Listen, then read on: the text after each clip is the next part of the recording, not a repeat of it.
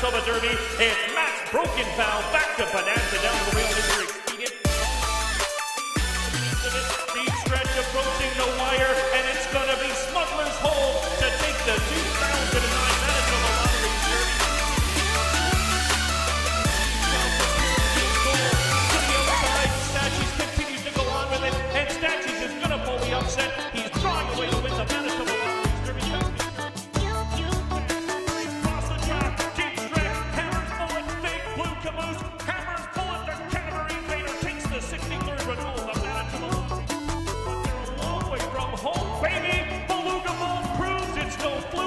Back on track, he destroys him in the 64th renewal of Manitoba Lottery.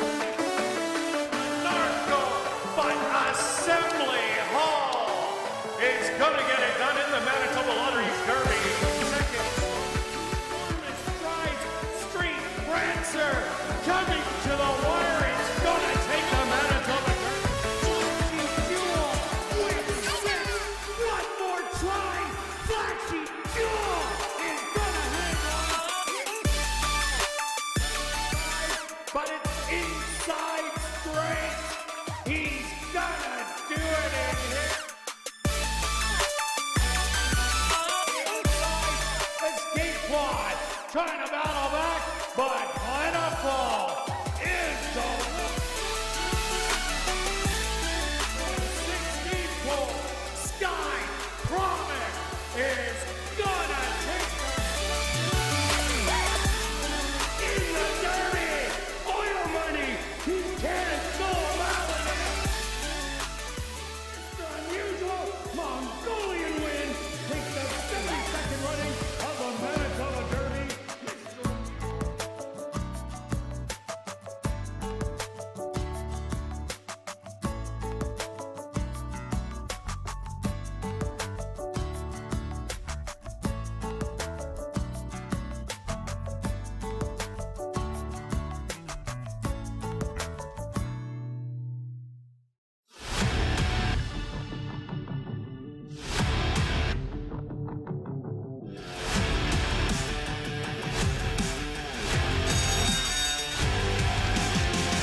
West Princess very far outside. Yeah, baby, she is gonna do it.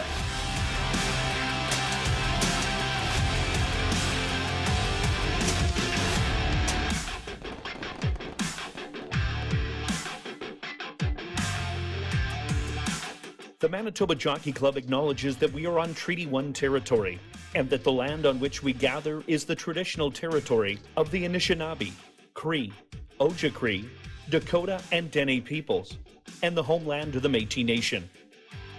We pay our respect to the First Nations and Métis ancestors of this land.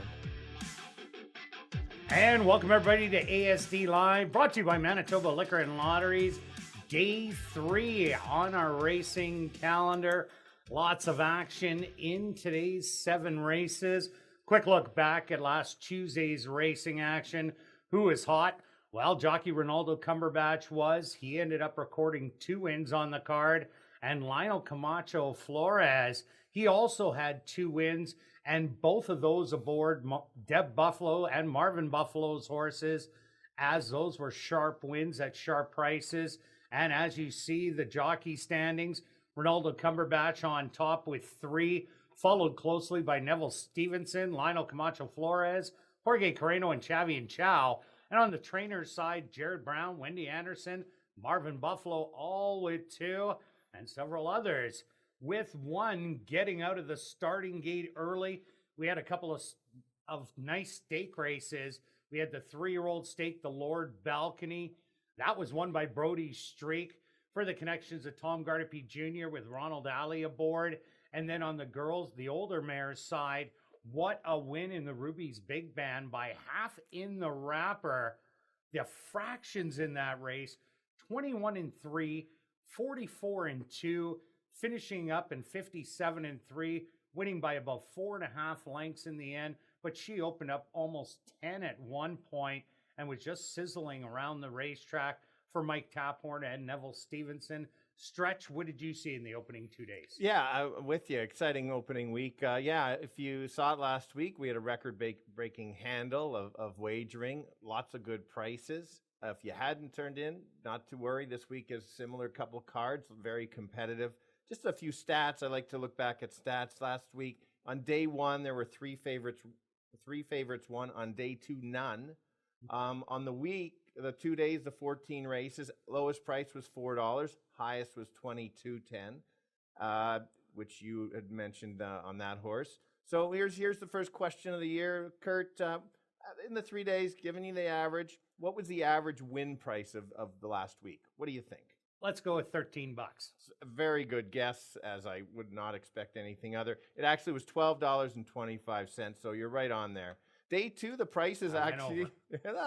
yeah, there you go. So Price is Right, may have missed out. Day 2, the prices actually range from $9.60 to $19.10. Pick 4 on day 1, $1,300 yet on the Wednesday card, or day 2, over $3,400.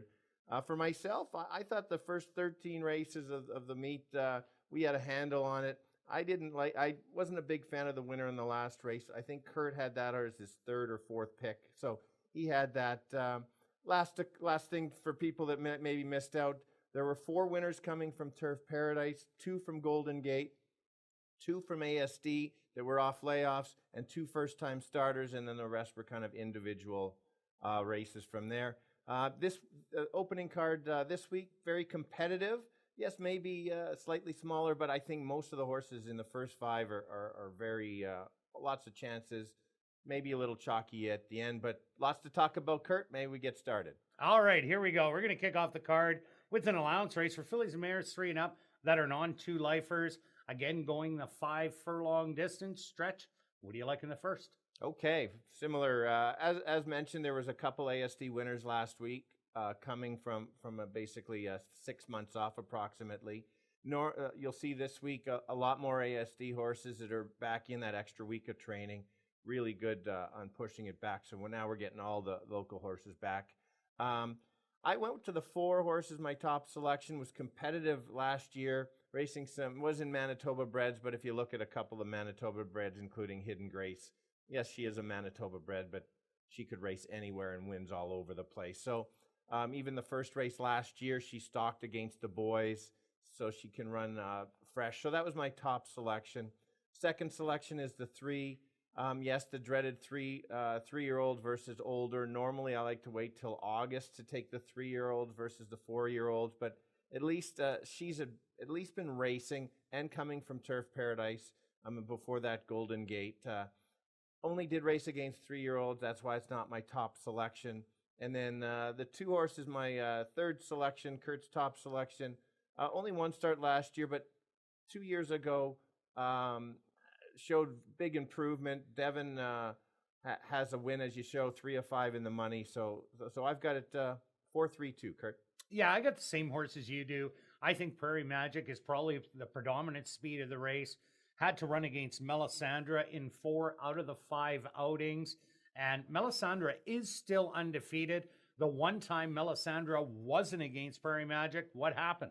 She won easy by 6 lengths. She has a pile of early speed, and I think she does have the most speed in the race. I'm with Stretch going with the older horses at this point of the campaign early in the year. So Prairie Magic, couple sharp workouts coming in. I just think she might be able to go to the front and end up stealing it. Dazzling Gold, your top selection, Stretch. That horse just did no wrong last year, but was in a lot of really tough spots. This is probably the easiest. Last year, the allowance non-2-lifers had to go against the boys. This year actually gets to hit a field of girls, and I think has a big shot. And Savage Love, maybe if Prairie Magic, Giddy Up Zoe, and Dazzling Gold, they all go battle it out. Maybe throw in Phantom Power into a little bit of speed. This horse could take real advantage of that. Has a nice stalking running style. Drew off to win easy last time out. So that's why I made those my top 3, 2, 4, and 3. Now we're going to carry on to race number 2, an allowance optional $15,000 claimer for the boys, 3 and up. Again, going the 5 furlong distance. Scratch number 5 in the deep. Stretch, what about this one? Yeah, a tough allowance field. Really good to see this time of year. Many of these are right on the cusp of even stake horses in here. I went with the 4 as my top selection. Big speed last time out at Canterbury, 22, 48, and 1. That's flying even for Canterbury. 44 and 1. Thank you, 44 and 1. Yes.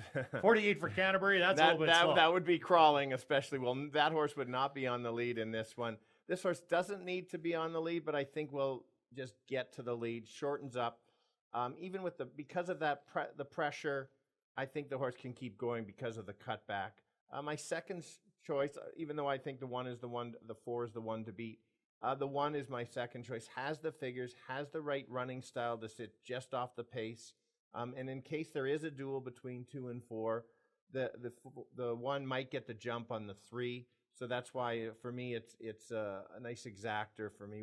4-1, 3 is my second choice, third choice. Can't leave her out. Wendy Anderson, 5 of 6 in the money to start the meet. 2 Golden Gate winners, both did playing well.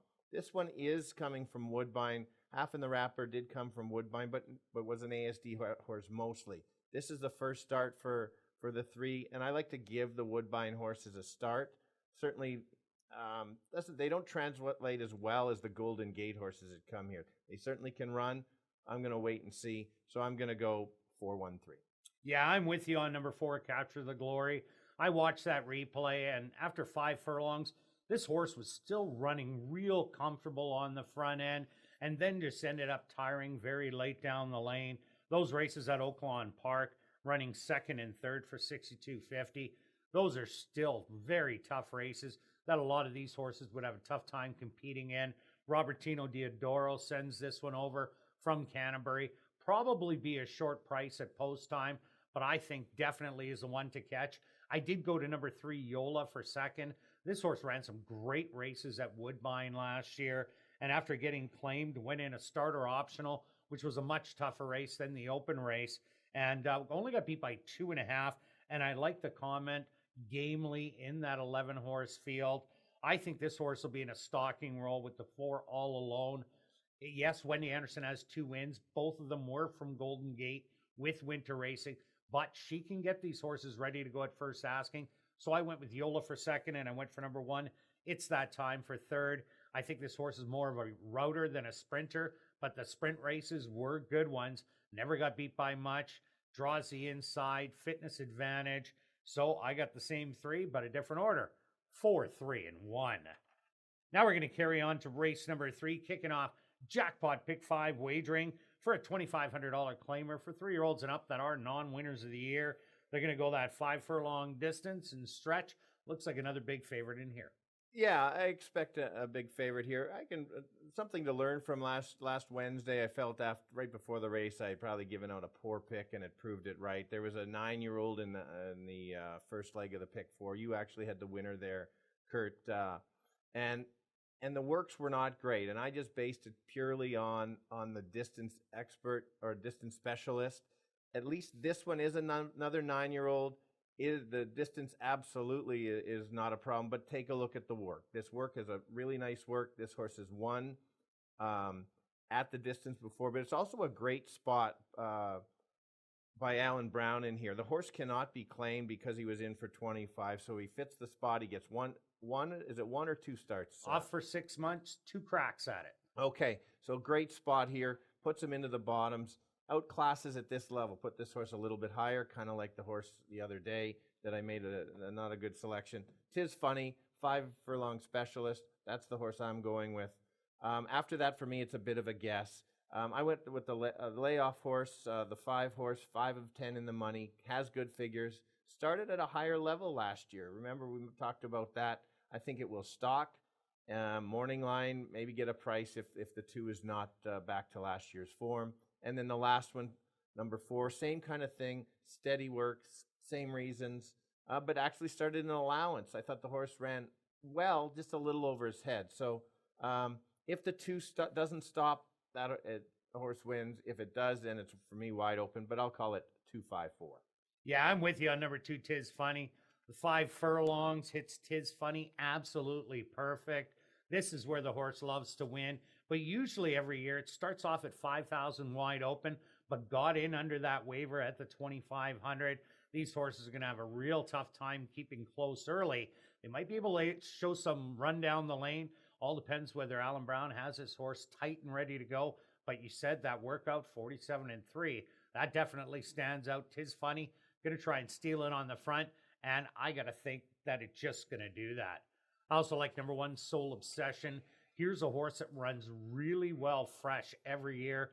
Last year was 4th beaten 2 in the opener, but it was in a world of trouble and then came back, got the easy trip and got the easy win, drawing off to win by 4. Gary Donaldson, he's had his horses ready early on. Yes, he hasn't hit the winner's circle yet, but expect it to come real soon. So Soul Obsession at a good price on the inside. That's going to fill out my top 2. And number 5, Proud and Loud, Stretch touched upon. Also coming out of the Wendy Anderson barn. This horse, what I like, has a couple of 5 furlong works and then shorten it back up with a good 3 furlongs. So there's lots of workouts under the belt. I'm thinking that Proud and Loud can run back to any of those allowance condition races. Even just half of one of those is good enough to even win this one.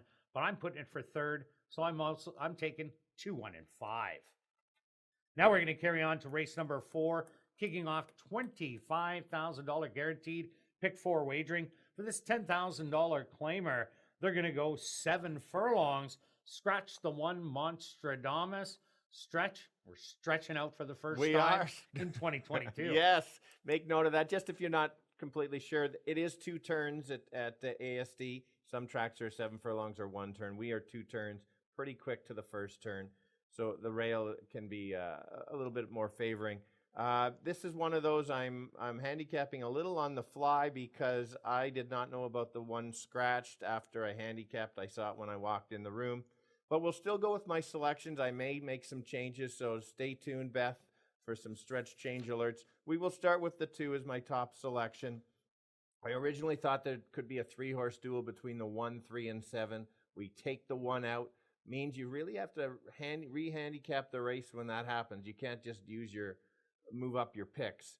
But I will still stick with the 2 because I think the 7 can at least push the 3 a little bit.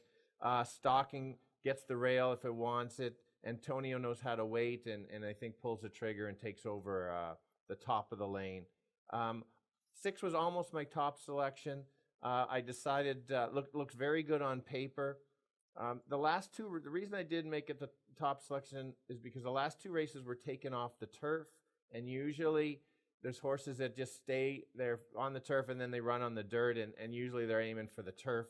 So I just felt that the competition was a little weaker. The numbers are there. I'm using the 6 as well. And then obviously I can't believe you wouldn't take my horse. The Gooch, the number 5, I'm taking the Gooch. Maybe I might be the biggest fan of the Gooch, but I'm going to stick with it. It's a good horse to be the fan favorite because he was 5 or 6 in the top 2 last year. Will sit close, so maybe if there's a little bit of a duel, might get a jump on the other 2. Horse is 12-1. There's no way I'm letting that horse go off at 12-1. If he wins at 12-1, I'm wearing a T-shirt next time he races there, Kirt. Oh, you get one made? Made. Fan of the Gooch. Fan of the Gooch. You got it. Yeah, myself in here, I went a little bit longer in the odds board. I went to number 3, My Cowboy. Here's a horse with lots of speed, but the big key on the inside. Yes, Dictator does have speed, but will be a little wider in here. This horse has showed speed every single time and then tired down the lane. Some of the races, though, are absolutely spectacular, but you have to look back a little bit. Early on in the year, it seems like speed does well going around the 2 turns, so that's why I lean towards a horse that does have the speed. We have Jared Brown and Jorge Carreño. They hooked up for 2 winners on opening night, so I'm thinking that Jorge can get out there and maybe get a jump on the 7 with that inside post position and maybe open up a couple of lengths and make him very tough to catch. I also like number 2, Camino de Estrella. Here's a horse taking a big drop in class from that first level allowance and second level, the optional 25,000 2 outs ago. And that was a good race, 4th beaten 8. The winner won by almost 5 lengths, so pretty well got away on the field. This horse tried all the way to the wire. Will absolutely love being on the inside and getting that rail hugging, because opening day we've seen a few horses come up the inside. So the inside is really good here at ASD, and they won convincingly. So Camino de Estrella, I think is going to get a perfect trip, and I do like Mr. Pickles. Marvin and Deb Buffalo, they had 2 horses saddled, and both of them hit the winner's circle on Tuesday. This one comes in with that late running style. So maybe if the 3 and 7 go bang heads, and maybe the 2 is a little bit too close, watch for Mr. Pickles. I think he's going to fly late, so I took 3, 2, and 6. And then the 5? And then the Gooch. I'll take the Gooch for 4th. But I definitely think that was a beautiful work. The last one by the Gooch, 5 furlongs, 101 and change. If definitely he comes with his best race, he could be there. Carrying on to race number 5, a $5,000 claimer for fillies and mares, 3 and up that are non-2 lifers. Again, going 5 furlongs. Stretch, what about this one? Okay, this is one of those races that I can't really trust anybody in here that much. And so it's a 5,000 non-2. Everybody kind of has one race in there that it's okay, but I'm going to go with my top selection, the 8, simply because this horse has been racing, and if you watch that last race, didn't get out of the gate very well, trailed, and made a very nice move to finish a fast closing second, and then gallop out past a big long shot winner. The horse has obviously got to be closer, but I think the horse will be closer in that, and if that's the case, watch out. 7's my next selection. Coming from Century Mile, 3 out of 4 in the money. Does have the speed. 2 back is a really fast work, 3 furlong work. Maybe can kind of carry it and steal it on beat the 8 because gets a jump. 3 is my long shot. I'm going to let Kirt go on, but if you take a look, 15-1. Fargo races are fine, but Remington Park is the key, 4-5. Definitely worth a second look, maybe a third look. Now it's Kirt's top selection, 8-7-3. Yeah, Stretch. I overlooked this horse when I first looked at the program, and then I looked back a little bit closer. Those Remington Park races are definitely good enough to win this one easily. And then the horse went over to Fargo. Its first start, a great one. First start of the year, draws off to win by 4. Then second start of the year, gets beat by 5.5. Doesn't look like a great race, but it dwelt in the gate, means the gate's open, was still sitting there, and finally came out. But it's the horse that won the race, Funny Flowers. Funny Flowers came to Assiniboia Downs last year and went wire to wire and looked impressive, won a couple races here in the same kind of fashion on the front end. So when you're down in Fargo, you want speed. So that horse lost the race because it dwelt in the gate. It could have been 2 for 2, and that way the odds would have came down on that horse. But it kind of looks bad in that last race. That's why the big odds. But I think this is a great one. Won it first asking last year. I think a great long shot to play today. to bump up your pick 5 and pick 4. I also like both the stretches selections, the 7 and the 8. The 7, a sharp workout, could be the speed of the race and might be able to open up a few and try and steal it. The 8 Moon Lovin', I seen the same thing, walked out of the gate, but came flying. But at Fauner Park, if you wanted to win races this winter, you had to be on the front end. I think about 75% of the races were won by horses on the lead or sitting second. So this horse went against that with the terrible start and still ran huge. So I got it down to those 3, 7, and 8. Now we're going to carry on to race number 6, a $5,000 claimer for fillies and mares, 3-year-olds and up that are maidens. Again, 5 furlongs. Stretch, take it away. All right. Start with the 6. I think it's her race to lose. This is not going to be the strongest maiden race we see this year. Yes, the horse is a 3-year-old, but here, and I did say avoid them, but here's the difference. This horse has already been running against older. So I do like that quite a bit. I just can't find anybody else to beat her in here. She is going to be one of the bigger favorites. I am going to use a few others, but I'm completely searching. 7 is my second choice, basically, shortening up and basically another one that has been racing. I am going to mention a big long shot. You're going to think, what? Kurt's going to look at me on this one. And this is the 1 horse at 30-1. Horse has not got out of the gate, raced in special weight last year, and was bet a little bit. So Wendy brings this horse back. There's nothing there, but why would you bring this horse or give this horse another shot? I'm going to give the horse another shot. There's no way I let this horse go off, or if the horse, maybe, who knows? We don't know how good this horse could be. 30-1, 6-7-1. Yeah, and to add on to number 1, Sins and Wins. Sins and Wins will not run on Lasix this year, and those 2 starts last year, absolutely terrible, but didn't get out of the gate, spotted the field 20-25 lengths, then finally came out. Maybe the Lasix will be the difference. We'll have to see, but I'm with you. Critical condition, the speed of the race, and maybe Don't Blame Coco offers some speed, but critical condition, without a doubt, is headed to the front. Neville Stevenson aboard. He got the win on Half on the Wrapper on Tuesday in the same kind of style, but I don't think the fractions are going to be the same. But I think it's straight to the front. Catch me if you can. And if Don't Blame Coco goes out and sits second or third, then I think critical condition will win easy. There is a couple first-time starters in here. The 5, Wits Little Soda. The mom was a 3-time winner. No, this one is not owned by Jerry Gorno, which you think it would be, but it is bred by Henry Witt Jr. And but Blair Kidd does train it. This is the first foal, so not much on that. And the 8 is also a first-time starter, has 5 siblings. 3 of them still maidens. 1 didn't start, but it does have a 4-time winner in Wild Looker, who's made almost $46K. It doesn't look like in the workout pattern that it might be a Wild Looker, but who knows? It is the bottoms, so this one could come into play. Another horse I like is the 7 horse, Inspiritus, as a Stretch liked also. This horse, Fauner Park, comes in at the 10,000 level, so not the bottoms. And we've seen horses like this last year with Jerry Gorno, and when they dropped in for 5,000, they ended up getting the job done. So that's why I put it for second.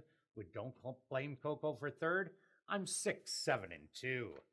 Now we're going to carry on to race number 7, a $2,500 claimer for fillies and mares, 3-year-olds and up that are non-winners of the year. They're going to go 5 furlongs. Stretch. Looks like there might be a hot favorite in here. Yeah, well, hopefully not too low. It's going to be my best bet on the card on here. I liked this horse last time as my second or third selection in the 5 non-4. And the reason was looking back at that Churchill Down race, and I kind of commented that the figures were there. Last time out, ran as good a race as you're going to run. Ran against Fox Appeal, ran big. That horse was basically dropping in class. And Jared Brown had the horse, and that horse ran well. This horse ran just as well. Any repeat of that makes this horse the winner. I just go on and on about this horse. The horse was claimed for $2,500, back in for $2,500. For me, everybody's trying to chase. My next selection is the 8. Basically, hasn't been here in about 3 years, but is 4. Like, look at the record: 4 of 8 wins ASD, 11-12 in the money. Can sit just off, maybe pick up a share. And the last one, we'll go with the 4, 19-31 in the money, in the mix for second or third. Yeah, I'm with you, Stretch. Cabo Dorado, the one horse. Not much to add on it. What a great start last time out. But Fox Appeal, as you said, very well meant. Had sharp workouts coming in, and that drop in class when it did get claimed out of its last start last year, and Jared was able to waiver it for the 5,000 level. So Cabo Dorado, taking nothing away from it. Non-winners of the year, that's the spot that he claimed it at Fauner Park. I think he's going for the money. I also like number 8, Star to Be. This is a horse that wins early on. If you look at last year at Century Mile, first start of the year, battled early, drew off to win by 3 lengths. I'm pretty sure the last time it was at Assiniboia Downs, it knocked off 3 in a row early. So a Star to Be, back to the Tom Gardepy barn, where it was before it left to go to Alberta, I think has a big shot. And my third selection in here, I went to number 3, Sharp Contrast. Sharp Contrast was running solid $5,000 level and ran very well early on, almost won the race, then got caught very late down the lane. If it shows that same spirited effort as last time, making its first start of 2021 this year, I think it's going to be a big player here in the last. So I'm 1, 8, and 3. Good luck with all your selections, and I'll be right back with the changes on this evening's Carter Racing.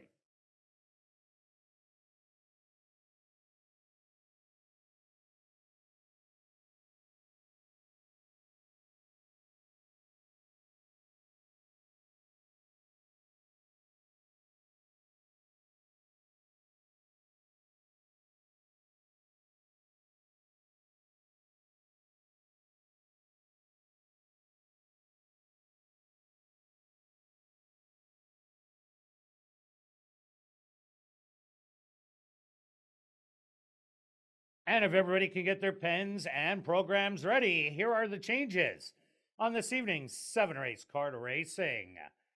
Turning your programs to race number 1, just some overweights, and they're on your TV monitors. Now turning your programs to race number 2. In race 2, scratch number 5 in the deep. That's race number 2, scratch the 5 in the deep. Now turning your programs to race number 3. In race 3, number 4, Overanalyzer. The ownership should read Steve Herman Sr. That's race number 3, number 4, Overanalyzer. The owner, Steve Herman Sr. Now turning your programs to race number 4. Kicking off $25,000 guaranteed pick 4 wagering. Scratch number 1, Monstradamus. Number 6, Mr. Pickles. The ownership should read Larry Liebrick, Ron Phelps, and Marvin and Deb Buffalo. Once again, scratch the 1 in race 4. Number 6, Mr. Pickles. The ownership, Larry Liebrick, Ron Phelps, Marvin, and Deb Buffalo. Now turning your programs to race number 5. In race 5, number 7, Bound to Be Smart.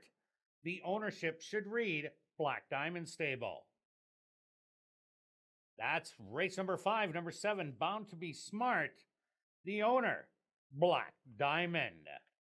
Now turning your programs to race number 6.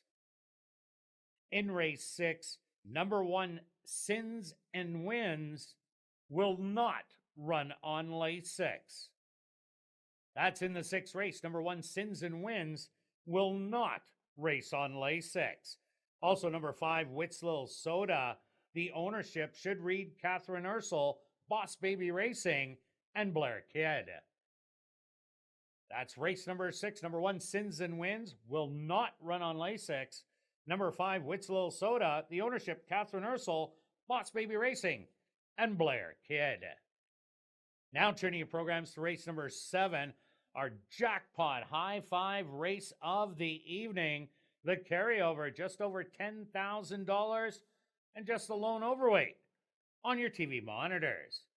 Well, an absolute gorgeous evening for racing here in Winnipeg.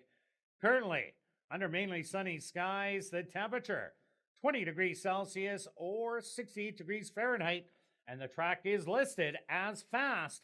Fast racetrack for this evening's 7-race Carter Racing, and we'll kick it off right here in race number 1 that goes to post in 21 minutes.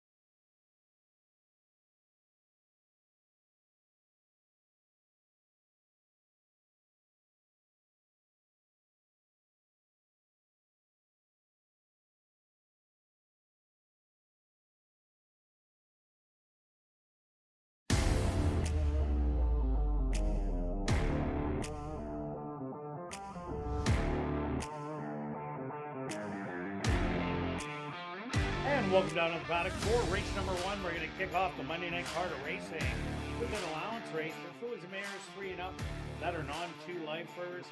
We're going to go the 5 furlong distance. Stretch, a competitive opener in here. Yeah, really competitive opener.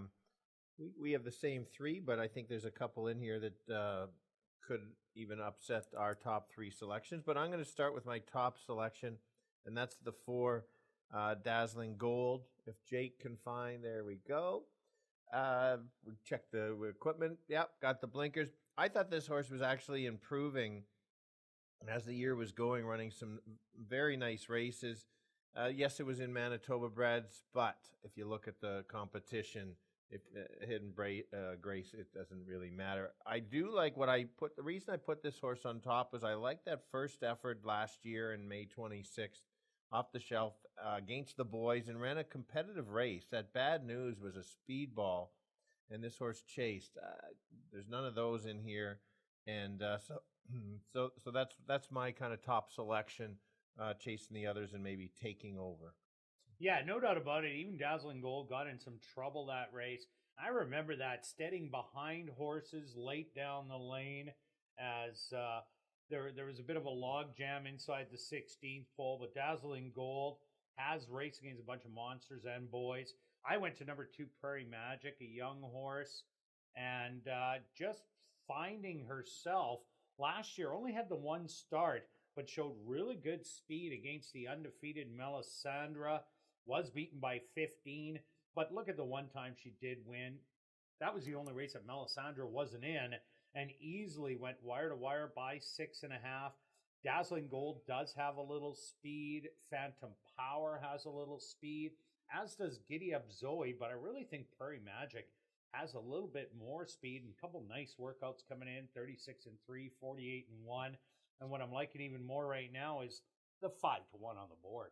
No kidding. Yeah, that's a great price. I didn't think you'd get that. It is early, and based on some of the handles, there'll be a lot more, so we'll see what goes on. My second choice is the 3-horse Savage Love. Doesn't have any equipment changes there. This is a 3-year-old running against the older, and we both Kirt and I were kind of a little concerned, hence why it's probably his 3rd selection. Actually, it looks like blinkers are on. Stretch. Oh, good call, good catch. And they are. So it's blinkers on for the first time, Savage Love. As we always say, you can run your first start here at ASD with whatever equipment you like without having to put it in the program. Yeah, good catch on that, Kirt. Yeah, so the horse has the winter racing. It's been off a couple months, but what I do like is when a horse comes from another track, gets a bunch of works in, and this horse has 3 works in it. And as well, we know that Turf Paradise had 4 winners in the first 2 days, horses that have come from there. So numbers on that last race were really solid. So I can't leave out that horse in the top 3 for sure. Oh, definitely. And the horse did come from Golden Gate, who had a couple winners also. Another horse to look at, number 1, Giddy Up Zoe. This is a horse that battled it out in its last start and took off on the 3-5 shot near the head of the lane. That horse came back on, headed Giddy Up Zoe, and then Giddy Up Zoe found another gear to draw off by an easy 4.5 lengths. Comes in with a sharp 3 furlong work in 37. Here's another horse that wouldn't be too much of a surprise if it ended up getting it done.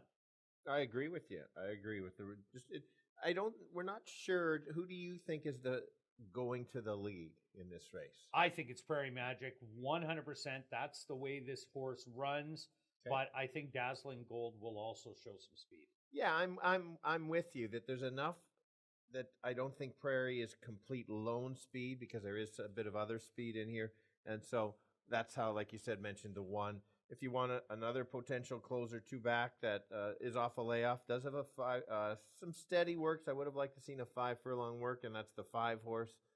Maybe pick up a share on there. That would be my 4th or pick. Yeah, 4 for 7 in the money, 2 wins, but because of them was the Manitoba bred win, it does not count, and that's why it's still in for the non-2 lifer. And the outside horse, Phantom Power, a winner at first asking, then hit a stake race where Yeah, it just couldn't get going from the 9 hole. Ended up getting beat double digits, but here's a horse that might like it a little better in the allowance non-twos, and you'll get rewarded definitely at 14-1. Okay, Stretch, what do you got for bets for race 1? All right, we're both pick 3 hunting. We both spent. Well, I got the last one, so I yes, might as that well was go a after it. really nice payoff, and in fact, the longest shot was in the first race of the first day 1 with $22. So, I took 3 horses just to be safe. We spent almost the same. It can show that Kirt's kind of aiming for the home run. So I've got 2, 3, 4 in this race, keying the 4 in the second, and then taking 2, 4, 5 in the third. I'm spending $2, which is a total of $18. If you only want to spend $1, it's only $9. And myself, I went after the pick 3 also. I took 2 of the 3 Manitoba breds, the 2 and the 4, and then I keyed the 4 in the second leg, and then I keyed the 2 in the third leg. A $10 ticket, $20, a $2 ticket, only $4. Good luck with all your wagers here in race 1, and we'll see you back for race 2.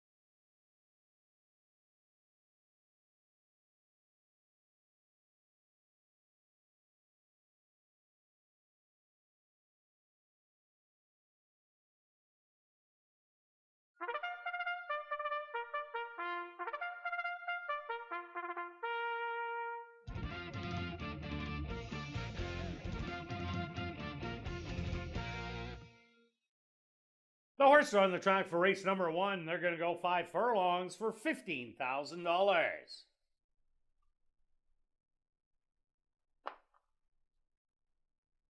Number 1 is Giddy Up Zoe, owned by Locked and Tagged and Ryan Desjarlais, trained by Ryan Desjarlais with Stanley Shady Jr.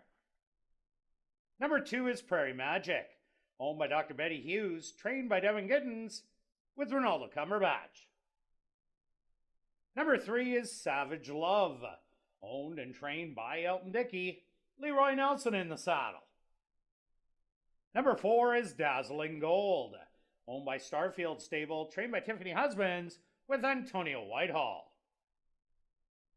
Number 5 is Maybella, owned by Tom Payne and Elton Dickey, trained by Elton Dickey with Chavi and Chow.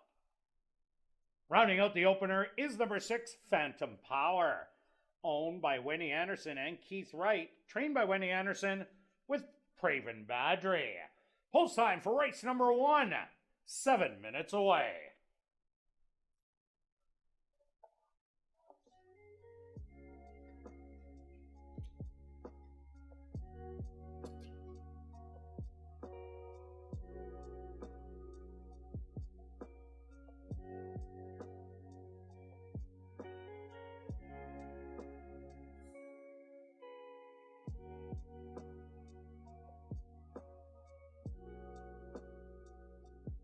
And thank you for joining us this evening. Be sure to play Winnipeg's ultimate Chase the Ace game with prizes for more than just the jackpot ace. Tickets for Chase the Ace are $5 and available in the lobby until 9 p.m. The draw will take place at 9:30. The current jackpot is $1,572 and will grow with every ticket purchased. Now on to racing. If you're new to racing, make sure to stop by and see Shannon and Brad at the Fan Education Center on the main floor. Also, that's the place to open a free betting account at hpibet.com to bet on the races on your phone. That's right, on your phone or computer. And what's more, if you bet $100, you'll get $100. Some conditions do apply. Have a great night of racing and good luck with your Chase the Ace tickets.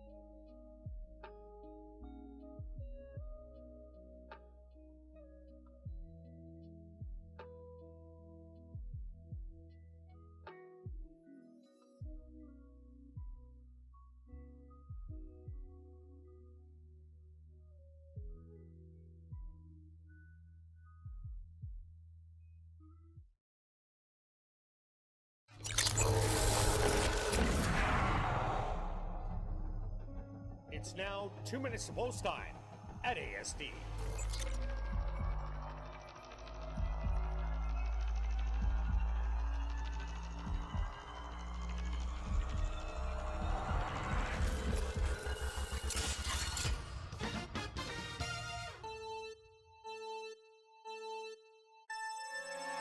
Right, kicking off Monday's race card with a nice filly and mare allowance, non-winners of 2 race going 5 furlongs.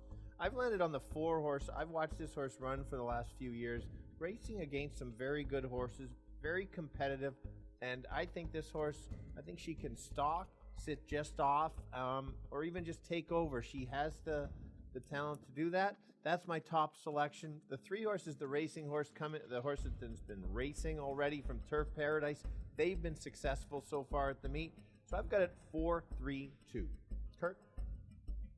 Yeah, Stretch, I do like Dazzling Golden here. Tested some real toughies. This is probably the easiest spot she has seen in a long time, but I'm taking on top of her Prairie Magic. This is a horse that showed really good speed in every start. The only time she wasn't against the undefeated Melisandre, she was an easy winner by 6 lengths.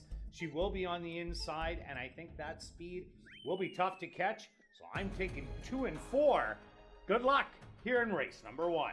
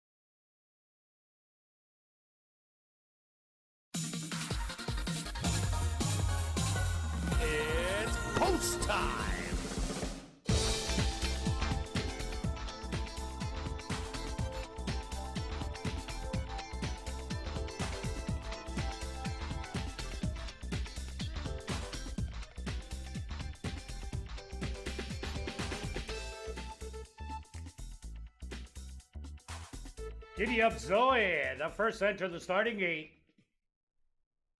Next in, Prairie Magic.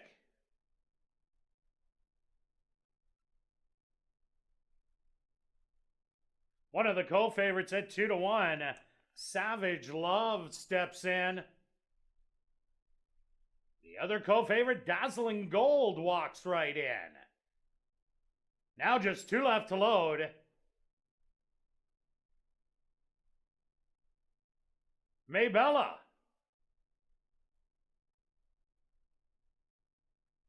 And now just waiting on Phantom Power.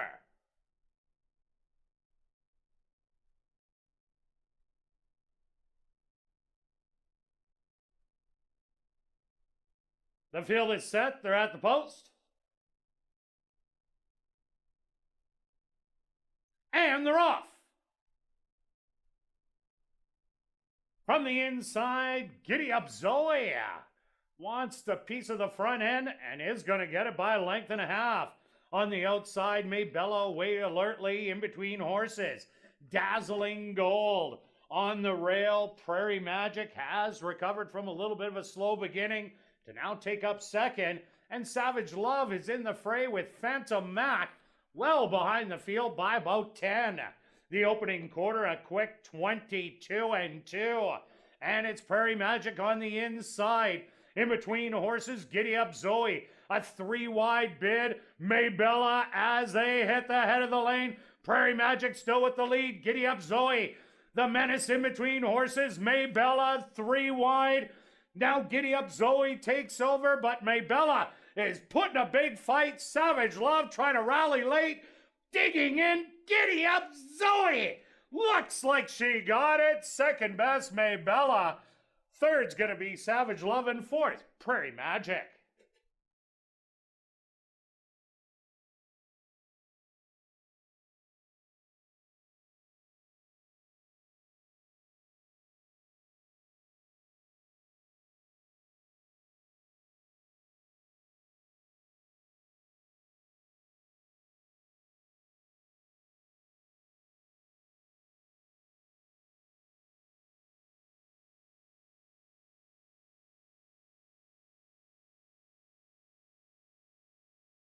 The stewards have requested a photograph to determine the winning horse. They went the opening quarter 22-2, the half 46-2. Times for the 5 furlongs, 1 minute even.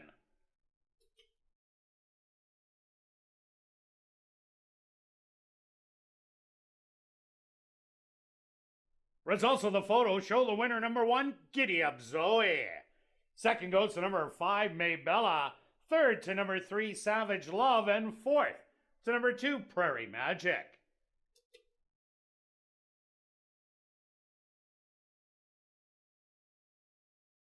Ladies and gentlemen, please hold all tickets. A rider's objection into the running of race number 1.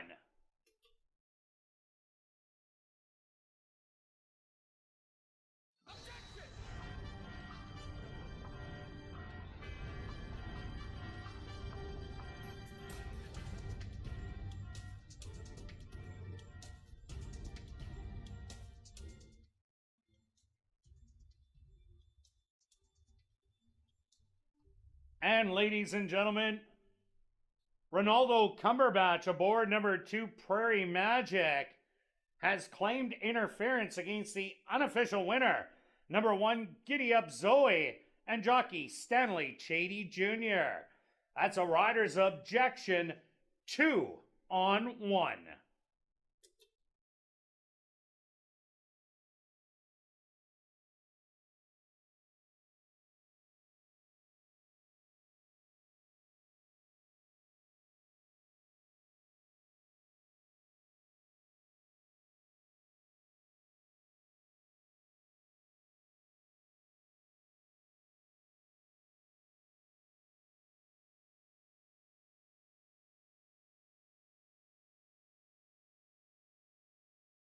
Now entering the winner's enclosure, the unofficial winner here in race number 1. That's number 1, Giddy Up Zoe. Giddy Up Zoe is a dark bay or brown filly, 3 years old, by Verrazano, out of the mare Pouty Cat by Bluegrass Cat. Owned by Locked and Tagged and Ryan DeJarles, trained by Ryan DeJarles, and ridden to unofficial victory by Stanley Chady Jr. Time for the 5 furlongs, 1 minute even. Once again, ladies and gentlemen, please hold all tickets. A rider's objection here in the first. 2 on 1.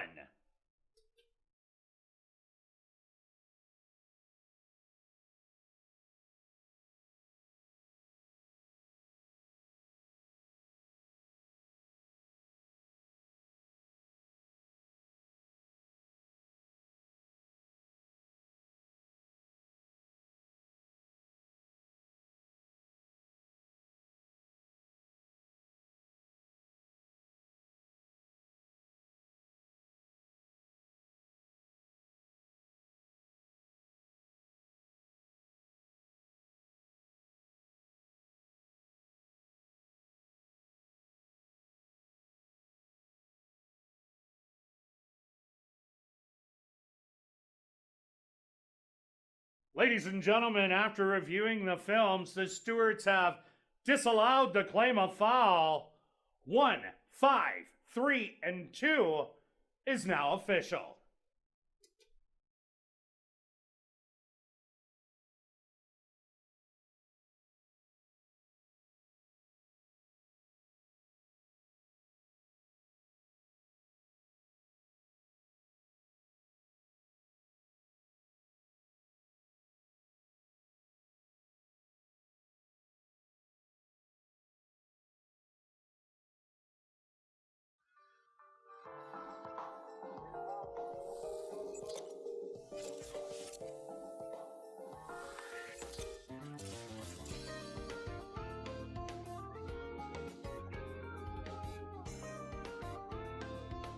In the upcoming second race, scratch number 5 in the deep. That's race number 2, scratch the 5 in the deep.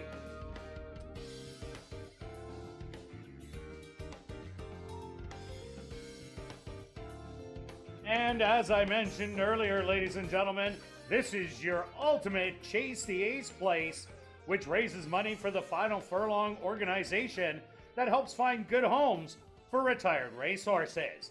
You not only can win the progressive jackpot by picking the Ace of Diamonds, but you win $100 if you pick either joker, and you're guaranteed $25 for every other card. Tickets are $5 and available in the lobby. And take note that Final Furlong coffee mugs are also available for a minimum $10 donation, also at guest services.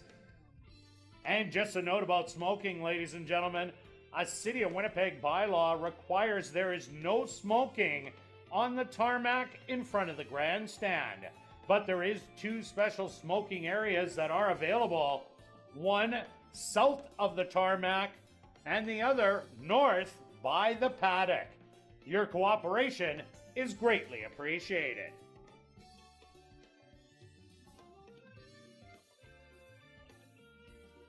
Post time for race number 2, 19 minutes away.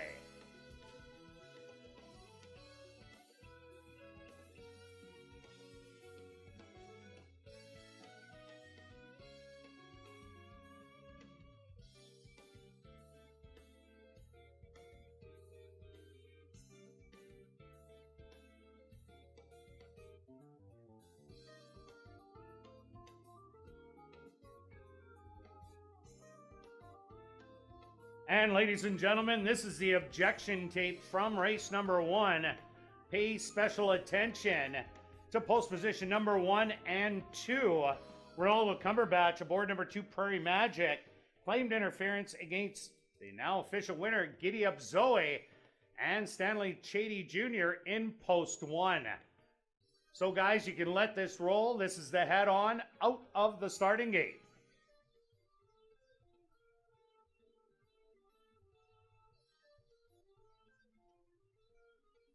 And after reviewing the films, no change was warranted.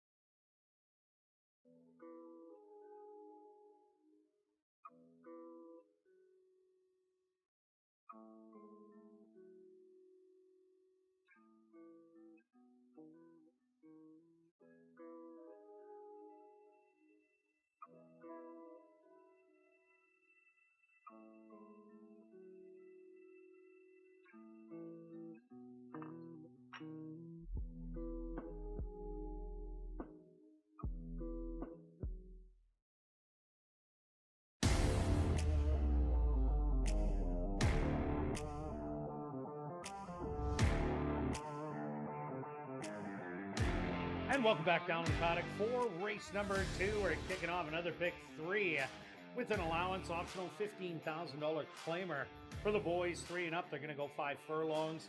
Scratch number 5 in the deep. Well, Stretch, if you threw out our picks and boxed the other ones, you would have had the exactor. You would have. I was thinking the same thing. Clearly, we're not very good on a short layoff, like 5 days, because we have not been correct in the first race of each week. So remember that trend. You might want to just fade us on the first race of the night. Good race by both the 1 and the 5. 5 probably have had racing, may have got the win. Just kind of ran a bit out of gas. Was made in real nice yeah, move. and made that big bold move on the turn. Maybe lost a little ground, but Giddy Up Zoe. When I was talking about the replay, it shows that it battled every step of the way. It actually pulled away, and then the horse came up to it, and then it rebroke, kind of like it did today. Looked like Maybella was going by, but Giddy Up Zoe had a little bit left in the tank, just fend off Maybella. Yeah, a great call. And you notice on Giddy Up, the best races were actually on the dirt, the last through there. Okay, here we go. Race 2, new race. Jake's already on the 4 that are both of our top selections. I do like this horse quite a bit. Very competitive at Canterbury last time out. 22, 41, 44, and 1. Those are fast, even for Canterbury especially. And then back at Oaklawn. To be competitive at Oaklawn Park is very impressive.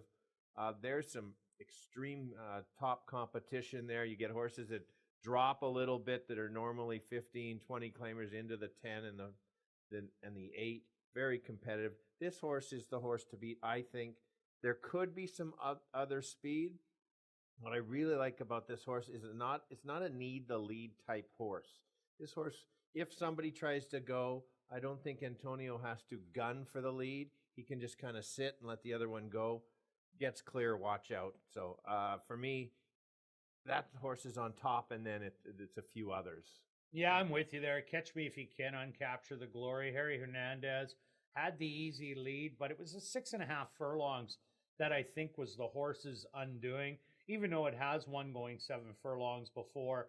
But it's the 6 furlong races that are the best ones. Those 62.50 races at Oaklawn stand out in here. And even that last race, bet down as the favorite and just narrowly denied. They put the blinkers on, probably to sharpen the speed. I don't think anybody's going to hook this horse. I think it's going to be all alone, up by 3 or 4, and the 5 furlongs, perfect distance. I use number 3, Yola, to round out my exactor in here. Yola, a big-time winner for $7,500 after winning its non-3 lifer, then was claimed out of there by Wendy Anderson and ran a big race in a starter optional, only beaten by 2. Here's a good stalker in here. Maybe be able to get by Capture the Glory if it falters late. Yeah, that's fair. That's fair. Just briefly mention on the one, maybe the distance isn't right, but a couple of nice races at Santa Anita and Del Mar. 6 furlongs in for 10. Finished 4th, beaten 2 at the other one. I think can stick around. That is my second choice, just because I'm going to give the Woodbine one start. All right, let's go to our wagers here in race number 2. Stretch, what do you got? All right, here we go. Similar. Oh, you took both. Yeah.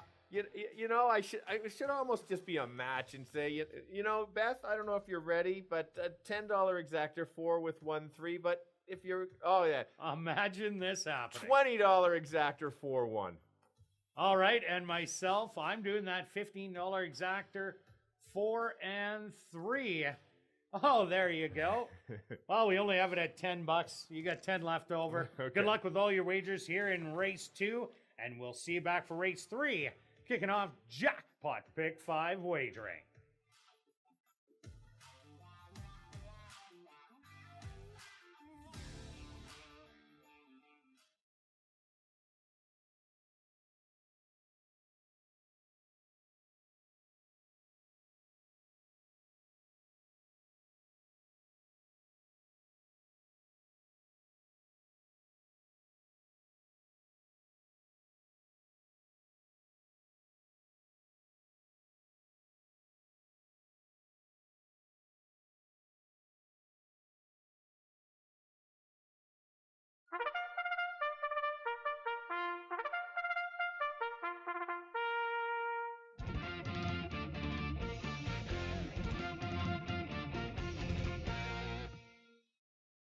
The horses are on the track for race number 2. They're going to go 5 furlongs for $16,600. Number 1 is It's That Time, owned by True North Thoroughbreds, trained by Michael Nault with Jorge Carreño. Number 2 is Strider's Ring, owned by Just for Kicks stable, trained by Sean Morin with Praven Badri. Number 3 is Yola, owned and trained by Wendy Anderson, Stanley Chady Jr. aboard.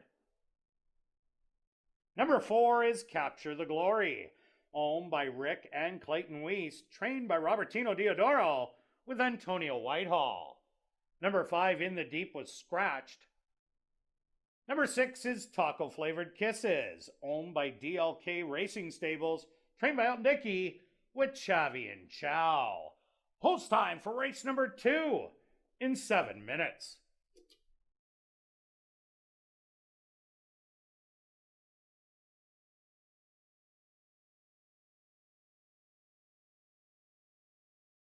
And ladies and gentlemen, the best turned out horse brought to you by HBPA Manitoba is number 6, Taco Flavored Kisses. Taco Flavored Kisses, the HBPA Manitoba best turned out horse.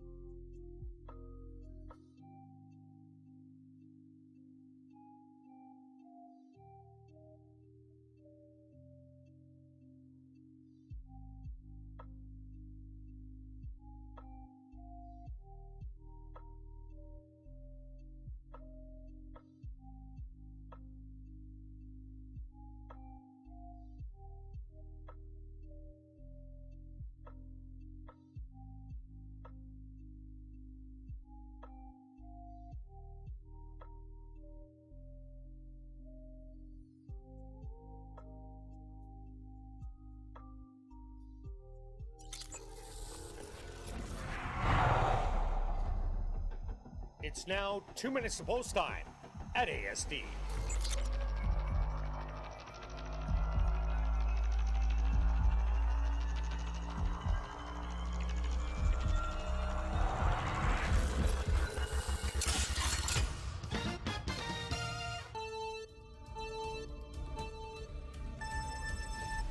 Right, 5 furlongs for the boys and a tough allowance field. I'm going to lean to the favorite. Some races you try to beat the favorite, and some you just have to jump on board, and I'm jumping on board on the 4 horse. This horse has the class, has the speed, can be on or near the lead. Robert Diodoro is a top-notch trainer, high percentage, puts him in the spot you need to go. So he's going to go right to the lead. Trying to complete the exactor for me is the 1 horse. So it might be a little short, but I think can come up the rail and scoop second. So I've got it 4, 1, and 3. Kirt? Yeah, Stretch, myself, I'm with you on the 4. It's going to be tough to capture the glory, especially going 5 furlongs. This horse just has so much early speed, but I use the 3 Yola for my exactor. What an end to the season at Woodbine. Captured a couple of wins and then was in a tough starter allowance. Still gave a top effort, losing by only 2 lengths. So my exactor in here, 4 and 3. Good luck here in race 2.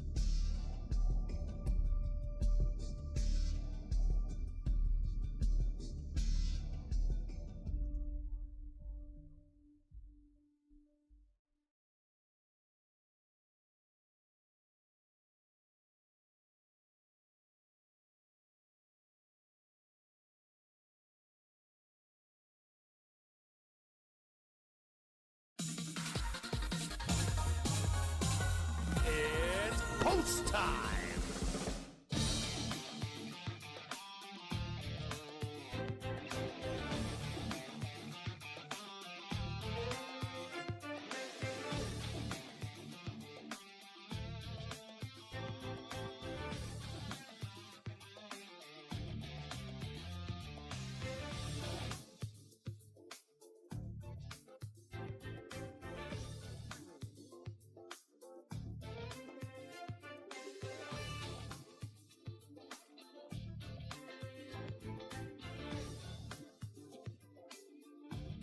It's that time, the first one to go in.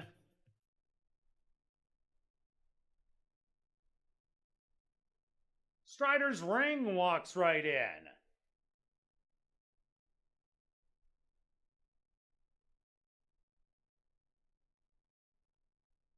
Yola will be next.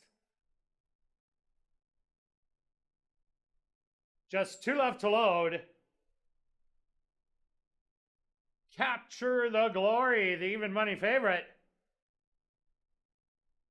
And just waiting on Taco Flavored Kisses on the outside. The field is set. They're at the post.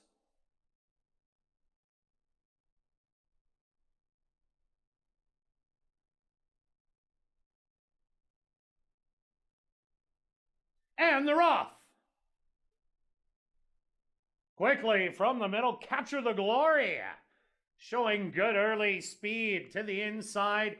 Strider's Ring putting on some pressure. It's that time, hugging the rail, moving up and going head to head with Capture the Glory sitting 2 lengths back. That's going to be Yola, and Taco Flavored Kisses is a trailer, a blanket over the field through an opening quarter of 22-4. It's that time. Has the lead by a half a length. On the outside, Capture the Glory. 2 more back. That's Yola. Taco Flavored Kisses pushing 4 deep. And the trailer Strider's Ring. They hit the head of the lane. It's that time. Now drawing away is up by 3. Capture the Glory back to second. Making a late run on the outside. That's Taco Flavored Kisses. But It's That Time is going to win by 4. Taco Flavored Kisses in second.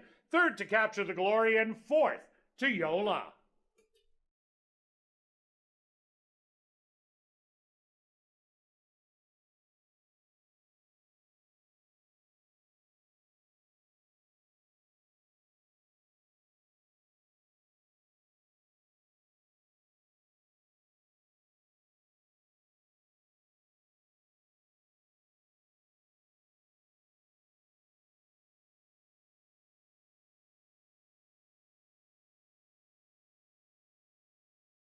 The stewards of post to number 1, It's That Time.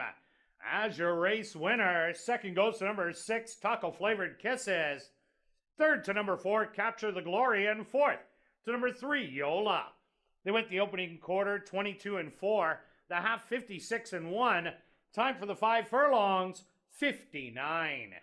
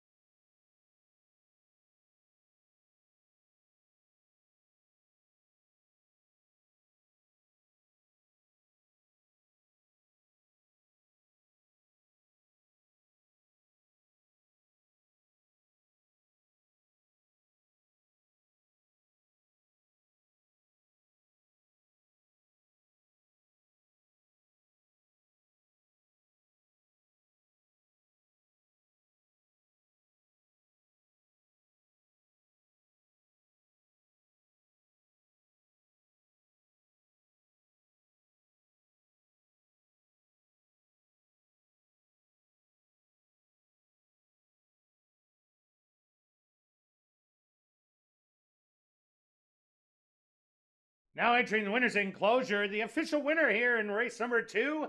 That's number 1, It's That Time.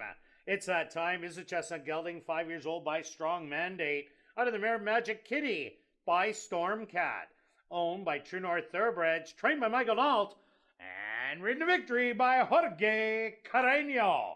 Time for the 5 furlongs, 59.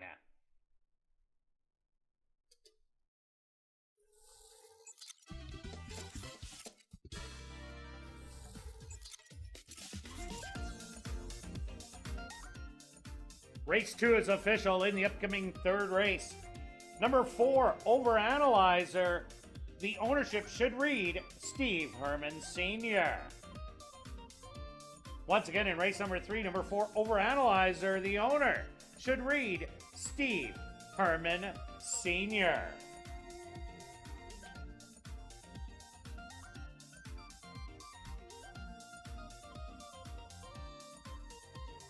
Well, are you new to Assiniboia Downs? Then check out the 140 VLTs on the 2nd level. They're open all day, every day from 10 a.m. until 1 a.m. This is also the first leg of the 20-cent wager called the Jackpot Pick 5, coming up right here in race 3. If your ticket is the only correct one, picking the winners of races 3 to 7, you'll win the whole jackpot. When there's more than one winner, a consolation prize is paid out, and the jackpot keeps growing. Post time for race number 3, 20 minutes away.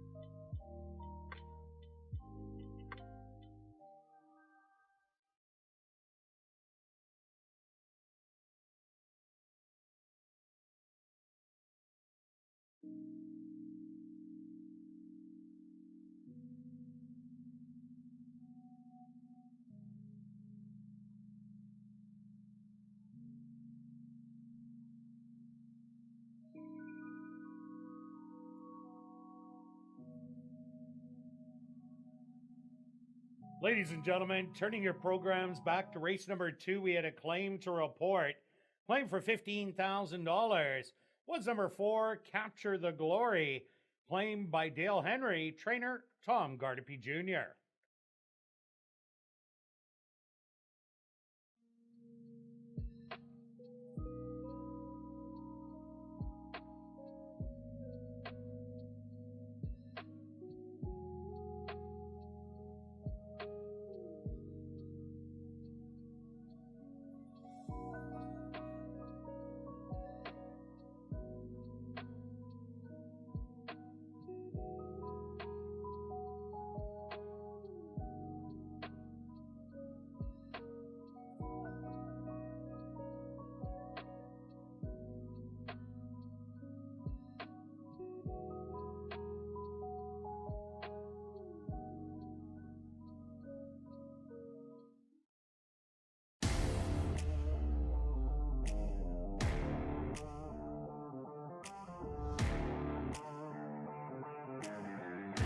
And welcome back down paddock 4, race number 3. Time to kick off Jackpot Pick 5 wagering with a $2,500 claimer for 3-year-olds and up that are non-winners of the year.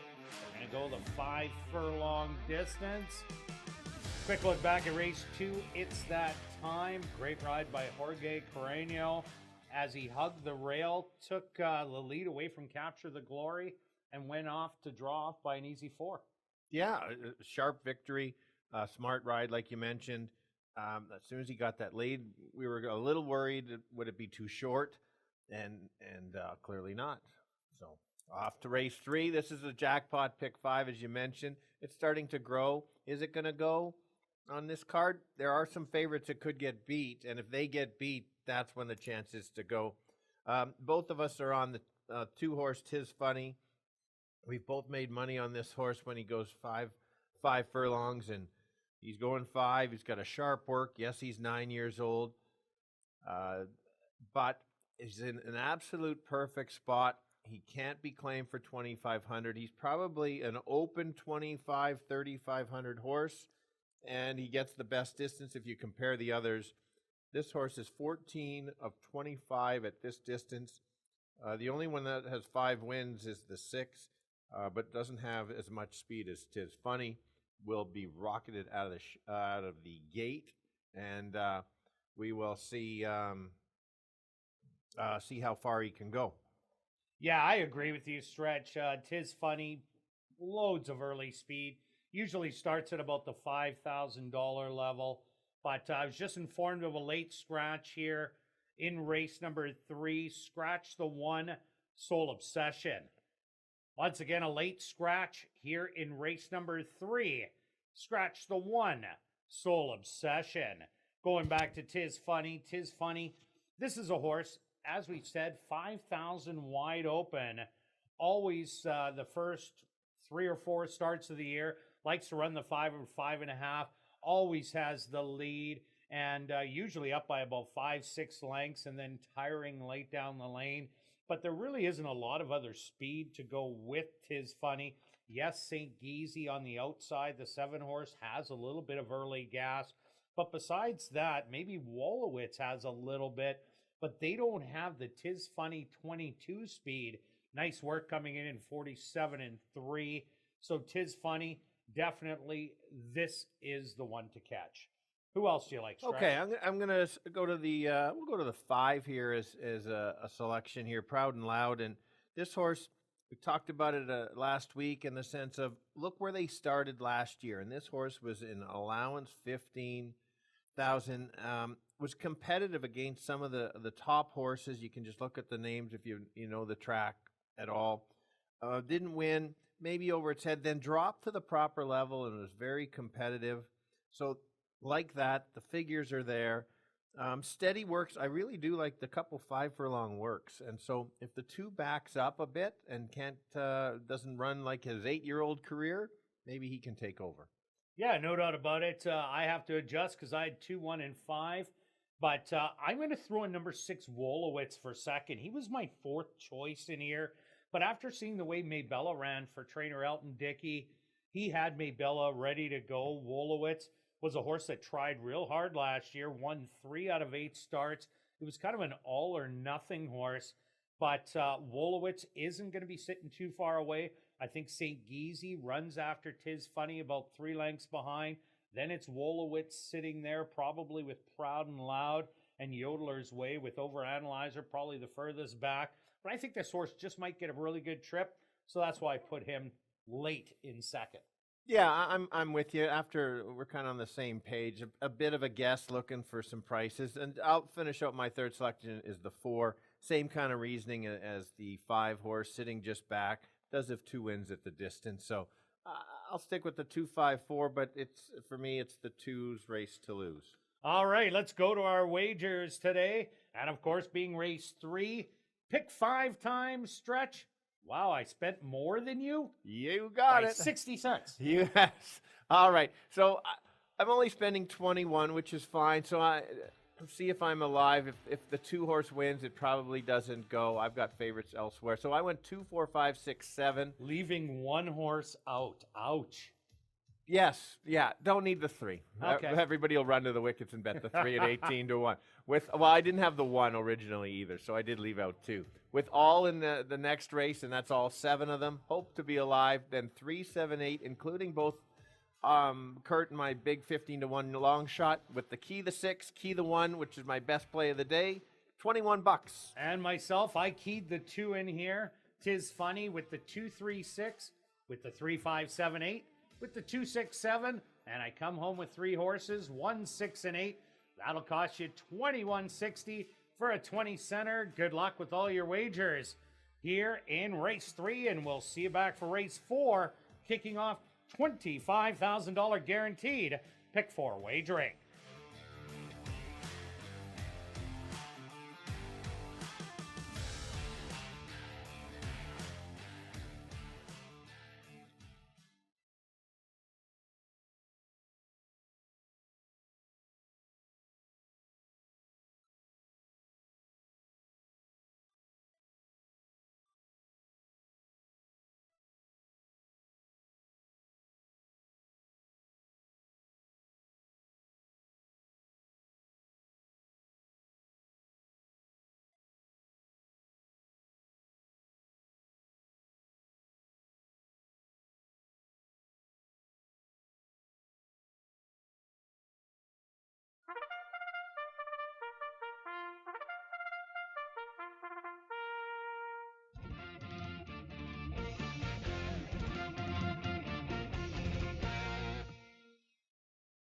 The horses are on the track for race number 3. They're going to go 5 furlongs for $9,400.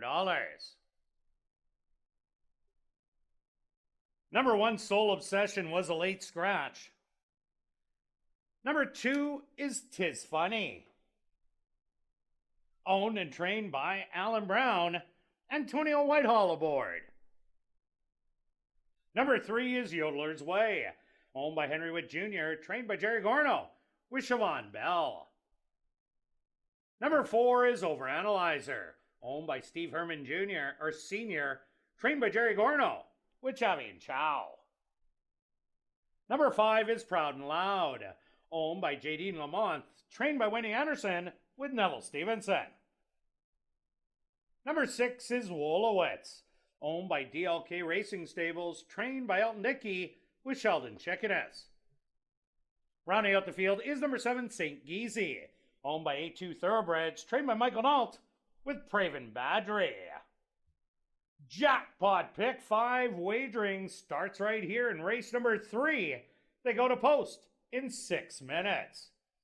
And ladies and gentlemen, just a reminder with the late scratch of number 1, Soul Obsession, that will be a complete refund if you use number 1, Soul Obsession, in your pick 3s. The favorite at post time will be substituted. Post time for the 3rd in 5 minutes.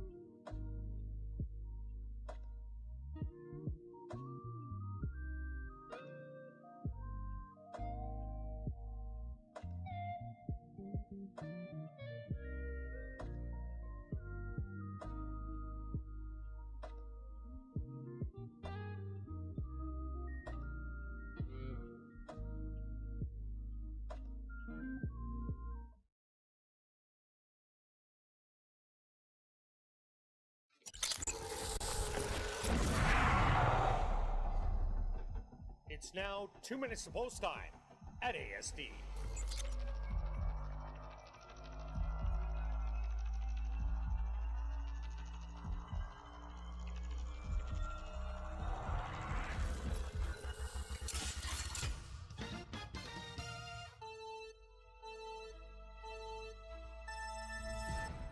All right, we're going another 5 furlongs. These are for 2,500 non-winners of the year. Sneaky spot for the 2-horse. This horse is a little bit classy, can't be claimed.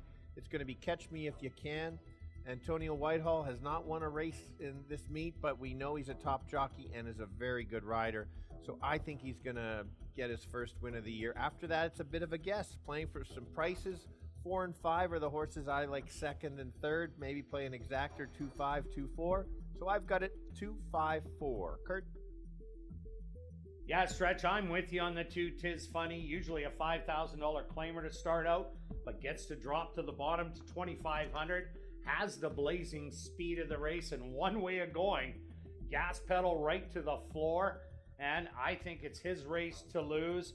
I also like number 6, Wolowitz, 5-1 on the board to round out my exactor. Over Proud and Loud. I like both of them, but I like the 6 a little bit more now. Wolowitz, a stalker in here, coming out of a good barn. So I'm taking 2 and 6. Good luck here in race 3.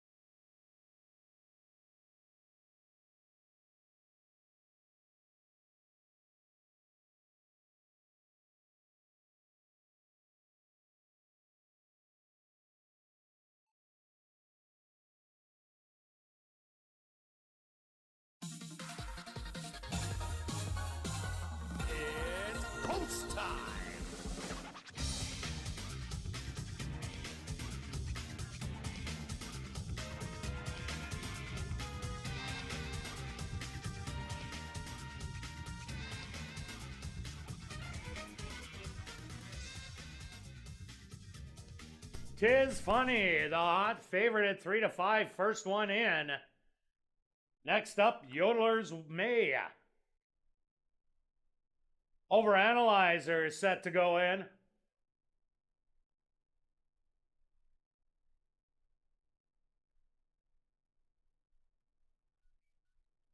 Proud and Loud has found his spot. 2 left to load. Wolowitz.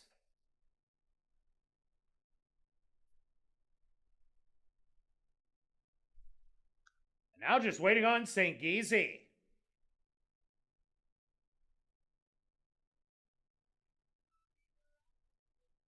The field is set. They're at the post. St. Geezy. Little fractious in the starting gate.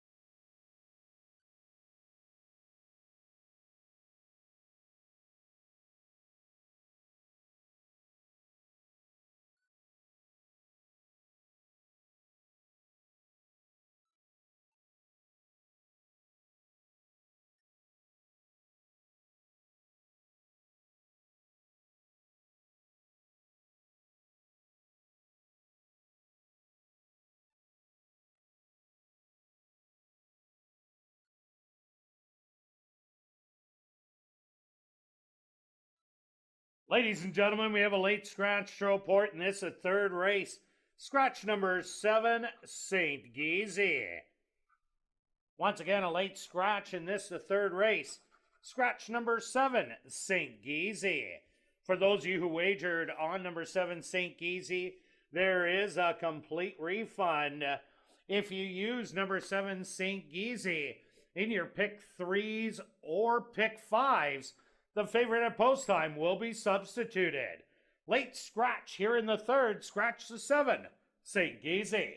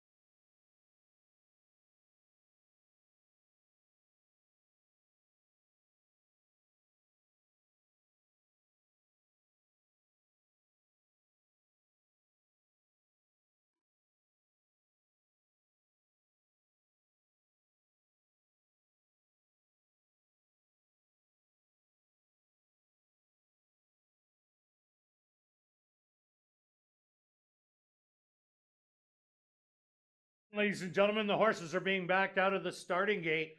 A very slight delay into the running of race 3.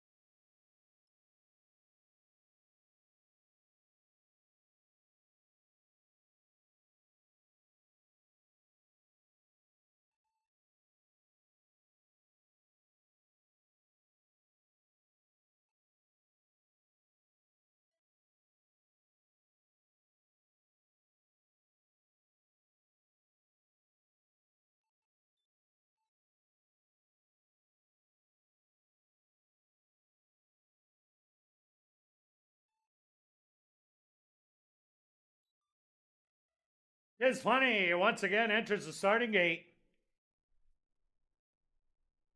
Yodeler's Way goes in. Overanalyzer from the middle. Now just 2 left to load. Proud and Loud. And just waiting on Wolowitz.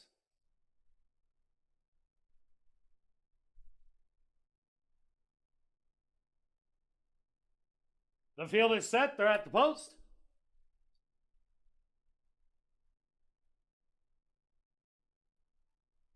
And they're off. Stumbling at the start was Yodeler's Way. From the inside, 'Tis Funny. Easily captures the front end and draws off by 5. Settled back in second. That's Overanalyzer with Wolowitz to the outside. Another length back. Proud and Loud, and Yodeler's Way after the poor beginning is the early trailer. 22-4 the opening quarter, and 'Tis Funny in cruise control right now, up by 7. In an all-out drive on the outside, Proud and Loud, Wolowitz sitting on the rail, trying to dig in on the fence. That's going to be Overanalyzer to the far outside. Yodeler's Way making a bid, but coming up to the 16th pole, 'Tis Funny cruising to victory by 8. Second best will be Yodeler's Way, third to Proud and Loud, and fourth to Overanalyzer.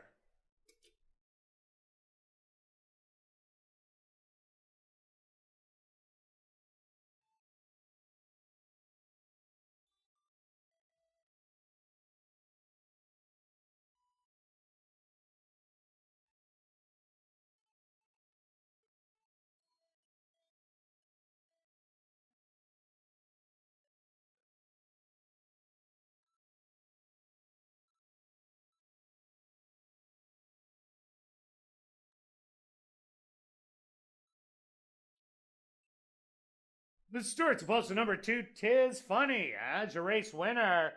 Second goes to number 3, Yodeler's Way. Third to number 5, Proud and Loud. And fourth to number 4, Overanalyzer. They went the opening quarter 22-4. The half 45-3. Time for the 5 furlongs, a quick 58-1.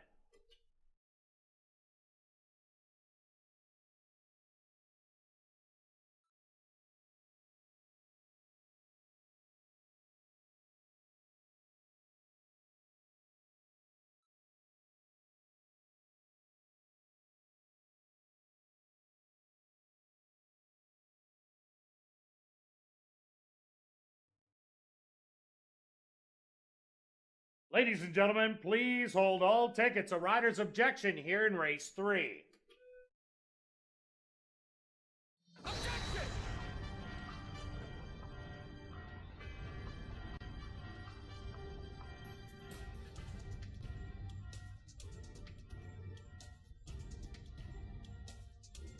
And ladies and gentlemen, that rider's objection, Sheldon Chickeness aboard number 6, Wolowitz, has claimed interference against number 4, Overanalyzer, and jockey Chavian Chow.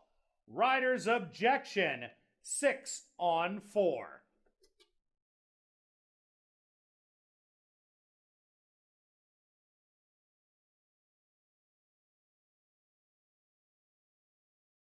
Now entering the winner's enclosure, the unofficial winner here in race number 3, that's number 2, 'Tis Funny. 'Tis Funny is a big gelding, 9 years old by 'Tis Now, out of the mare Ha Ha Tonka by Distorted Humor. Owned and trained by Alan Brown, and ridden to victory by Antonio Whitehall. Time for the 5 furlongs, 58-1. Once again, ladies and gentlemen, a rider's objection, 6-4.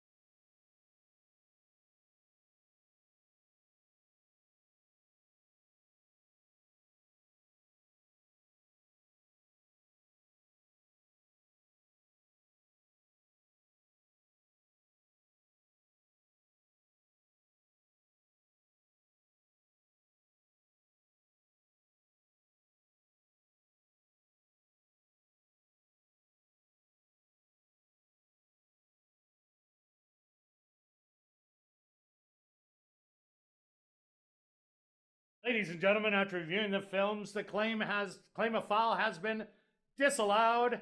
2354 will become official.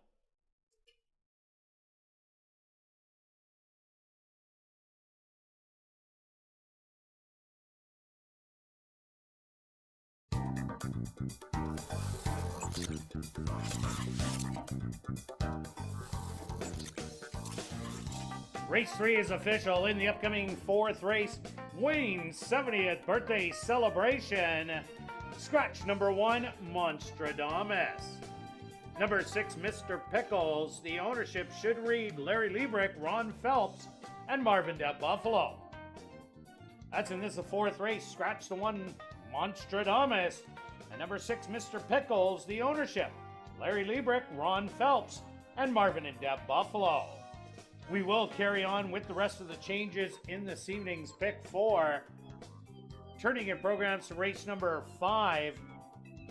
In race 5, number 7, Bound to Be Smart. The ownership should read Black Diamond.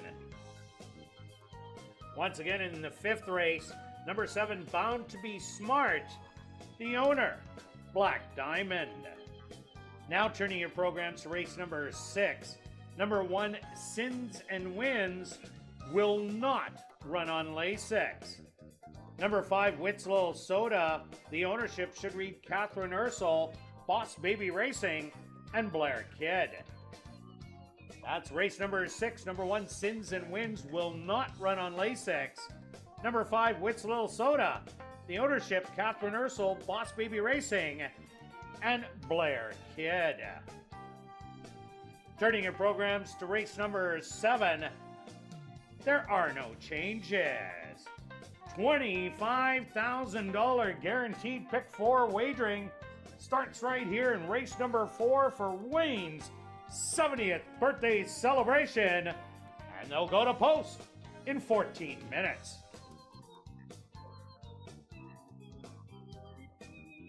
Well, besides the excitement of racing and chasing the eights, big events will be staged at the Downs this summer, including 3 night markets, the first of which is this Sunday from 3 to 11 with 15 plus food trucks, more than 100 local vendors and artisans, beer gardens, live bands, kids activities, and much more.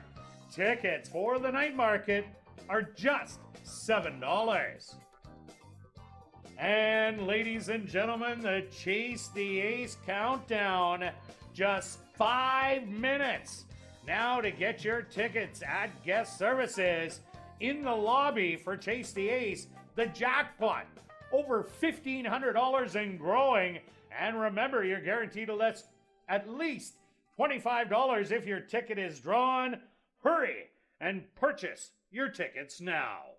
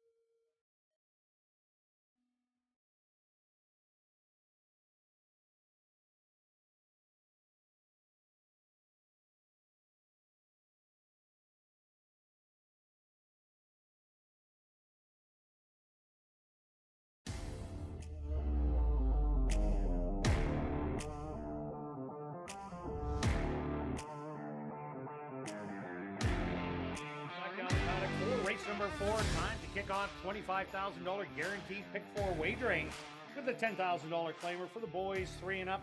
They're going to go 7 furlongs. Scratch number 1, Monstradamus. Quick look back at race 3, stretch. Tis funny. Laughed at him. Oh, look at you. That was a play on words. I like that. Yeah, a little surprised that the horse paid as much as he did. $5 on a specialist. Looked great. I'm starting to lean a bit of a trend of maybe a little speed favoring. Like First 3 winners, wire to wire. Yeah, and Tis actually was increasing the lead in there. And he was gearing down Antonio correct. Whitehall inside the 16th pole. Exactly. All right. But he's a solid 5,000 claimer against 25 non-winners a year. All right, let's look at this one. We're running out of time. Let's go get him. Okay, pick 4. We can ignore the guarantee of 25,000. It's been going well over that. We've had 1,300 and 3,400 on the first 2 days. Very playable. I found this first race pretty tricky. I'm going to start on the 2 horse. I'm a little worried now with the speed, the 1 being removed from the race, and speed favoring a little bit. But I'll still put. So are you going to add my horse? I'm adding your horse for sure, but I'll let you get credit and talk about it there. So I had it 1, 3, and 7 possibly dueling. Now it's probably 3 and 7. I think the 2's going to get a nice trip on the rail. The 3's going to have to back up a little bit. I don't like 6 to 5. This horse should not be at 6 to 5. The figures are there. Racing a class here. We've already seen a Turf Paradise horse win today. We're up to 5 now that have won from that track. That's one of the other tracks to go to. So I'll stand by my 2, but I'm certainly not singling this horse in the pick 4. Yeah, I'm not singling. I like the 3, My Cowboy. I'm not singling him either. My Cowboy, what does this horse do? It goes to the lead, plays Catch Me If You Can. So far, our first 3 winners, all from gate to wire, getting it done. Number 7, Dictator. This is the one that probably has the most speed to try and hook My Cowboy. But Jared Brown and Jorge Carreno on opening day, they teamed up for 2 winners. And this horse has some good races in the middle. The last ones look a little muddied, especially the last one when the horse really stopped and got beat by double digits. But further down, there's races that are good enough to go wire to wire in here. So I'm going to take a shot at My Cowboy, getting the lead, playing Catch Me If You Can. And I like number 2, Camino de Estrella. This is a horse that ran some good races also down in Phoenix, running for 25 to 20 optional claiming. And then most recently, 10,000 claiming. But after that last race, this horse worked at Turf Paradise in 46 flat.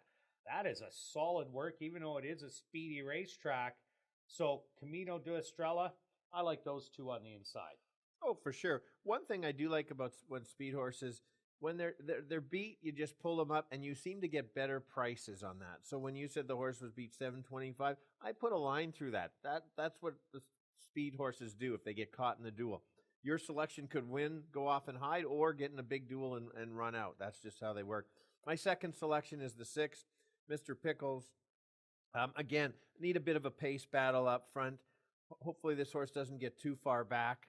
And just, I will mention the 3rd selection is the Gooch. You're looking for the Gooch. Gooch Express is the horse's name by the other people. Him and I go way back, so it's just the Gooch. He is a solid high price claimer, even a bit of allowance. He can sit just off. Take a look at the distance. He's 5 of 6 at the distance, 5 of 6 at ASD. He gives it everything he's got. Could sit just behind the speed. Really good 5 furlong work. Wendy Anderson's been very good lately. 2 from Golden Gate Layoff. You can see she's 5 of 6. Gooch is my 3rd selection. All right, let's head to our picks here. What are our bets in race 4? What do you think? We're going after the pick 4. And again, Stretch, I spent more than you. What do you have? All right, pretty easy. Once again, I've left out 1 horse. I managed to get by the last leg. I've got 2, 3, 4, 5, 6, 7. Not completely sure of race shape after that scratch. So I've got a bunch of them. Then I really do like the last 3 legs, 3, 7, and 8. Big long shot in there. I'm taking a chance because in the pick 5, if you saw my bet, I singled the 6. I've got a big long shot on the 1 and the 7. And my best play of the day yet to come in the last race of the 7th, King the 1. And myself, I'm taking 2, 3, 6, and 7 in here. I'm taking 1, 3, 5, 7, 8 in race 5. In race 6, I'm just taking the 6. And in the last race, the 1, 6, and 8, a $1 pick 4 will cost you $60. Good luck with all your wagers here in race 4, and we'll see you back for race number 5.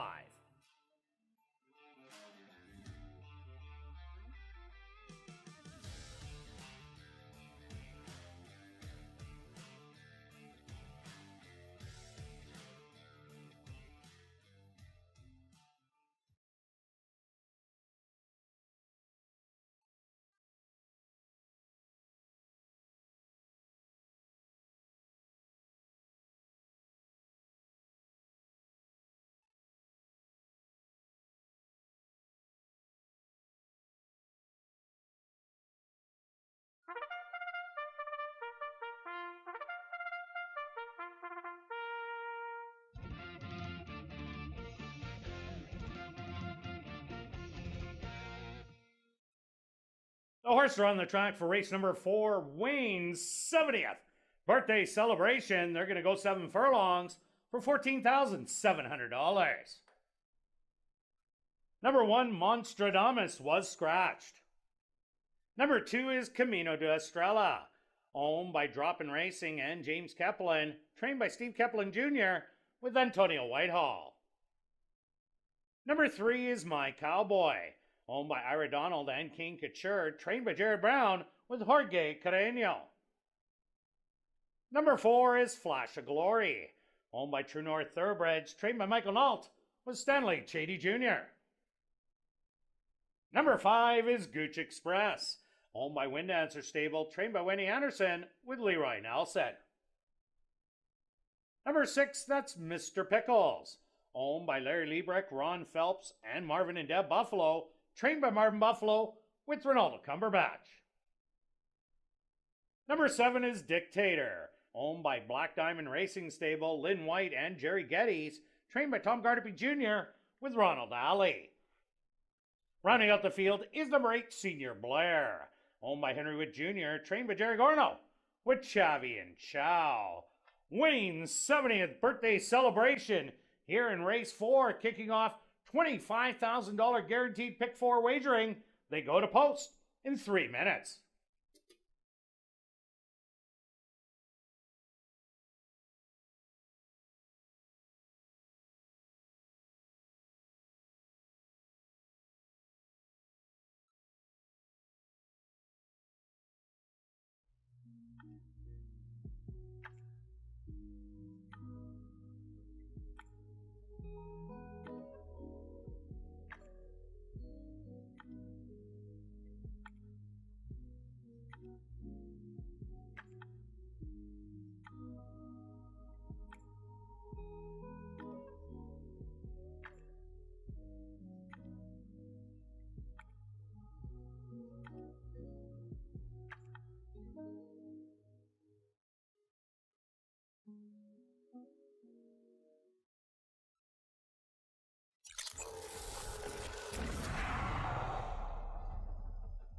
It's now 2 minutes to post time at ASD.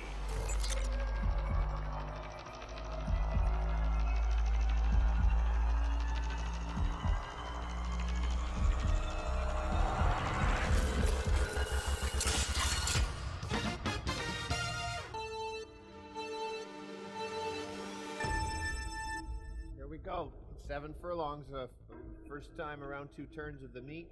Remember, they go around the 2 turns here, unlike some tracks. 2 is my top selection, 7 to 5. Don't like the price at all. Is, like I said, top selection is going to come off the pace. The 3 and 7 are going to have to back up for this horse to win. We know when Antonio has already won 1 race, he's going to sit just off. A couple others to look at if there is a duel would be the 6, Mr. Pickles, and of course, don't forget the Gooch, number 5. He'll be right close, taking over, maybe late. Kirt?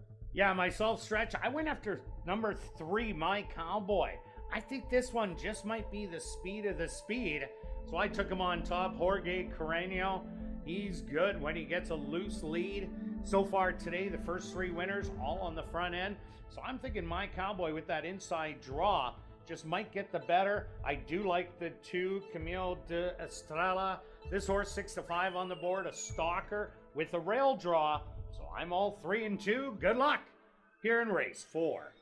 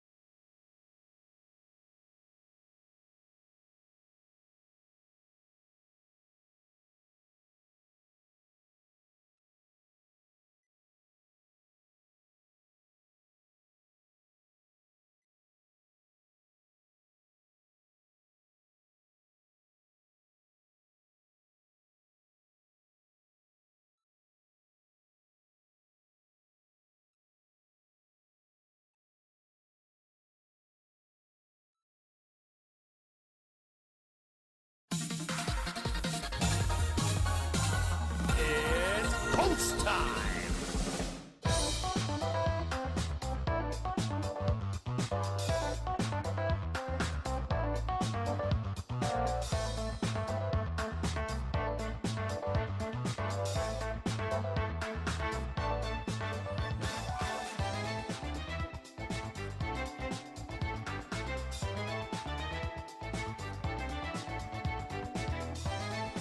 Camino de Estrella, the even money favorite, the first to go in.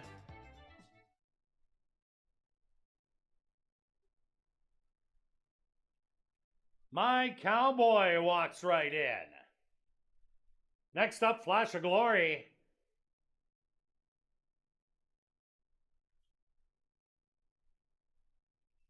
Gooch Express's turn.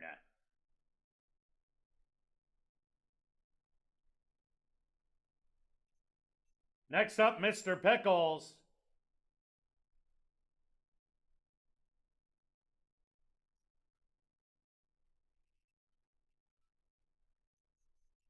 And just 2 left to load. Dictator.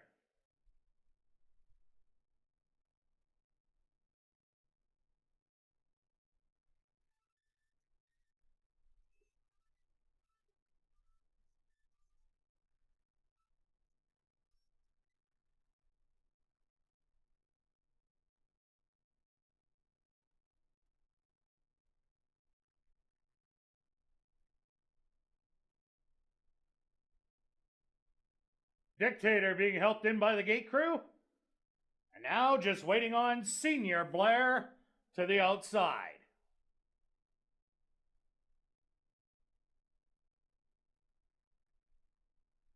They're at the post. And they're off.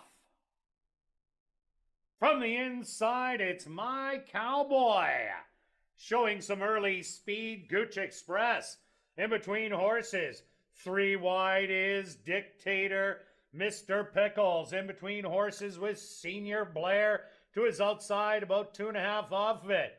Coming up the rail, that's Camino de Estrella, and Flash of Glory can see them all. About 8 off the lead. The opening quarter, 24-1. My Cowboy and Dictator doing some early battling on the front, settling back in third. Gooch Express running real easy. Camino de Estrella, who's having a real hugging effort. Then it's Mr. Pickles, Dictator, and still lots of work to do for Flash of Glory. The half a quick 47-3. My Cowboy and Dictator nose and nose. 3 more lengths back to Gooch Express. Mr. Pickles starting to rev it up 3 wide with Camino de Estrella coming up the rail. It's My Cowboy with a short lead. Dictator still has more to give as they come to the 16th pole, but My Cowboy now responds for Jorge Carreño, and he's going to win by 2. Dictator is second best. Third looks like Mr. Pickles got the nod over Camino de Estrella.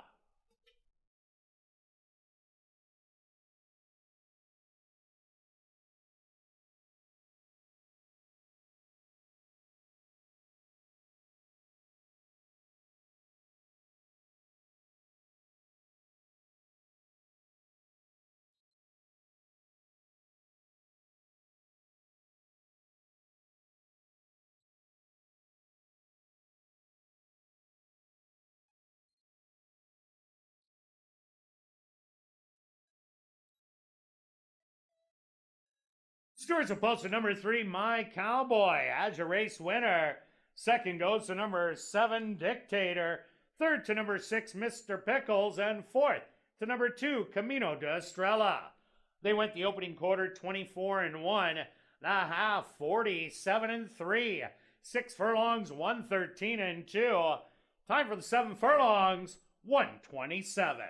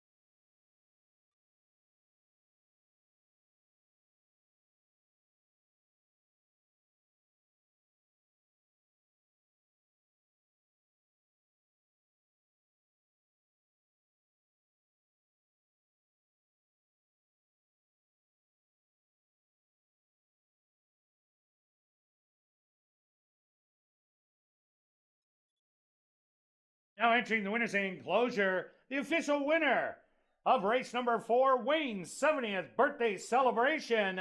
That's number 3, My Cowboy. My Cowboy is a big gelding, 10 years old, by Cowtown Cat, out of the mare Folk Art by Bertrando. Owned by Ira Donald and King Couture, trained by Jerry Brown, and ridden to victory by Jorge Carreño. Time for the 7 furlongs, 1:27. Congratulations goes out to jockey Jorge Carreño, who scores the double. 2 wins for jockey Jorge Carreño.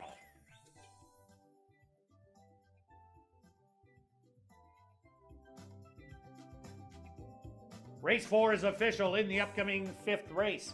Number 7, Bound to be Smart. The ownership should read Black Diamond Stable. That's in this 5th race. Number 7, Bound to be Smart. The owner should read Black Diamond Stable. Post time for race number 5, 18 minutes away.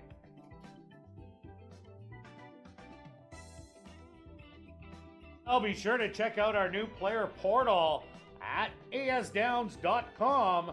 All the information you need on ASD Live Racing in one convenient place. Watch live racing access, free online ASD programs, expert selections, and more. Scan the QR code on the player portal ad in your program to go there now.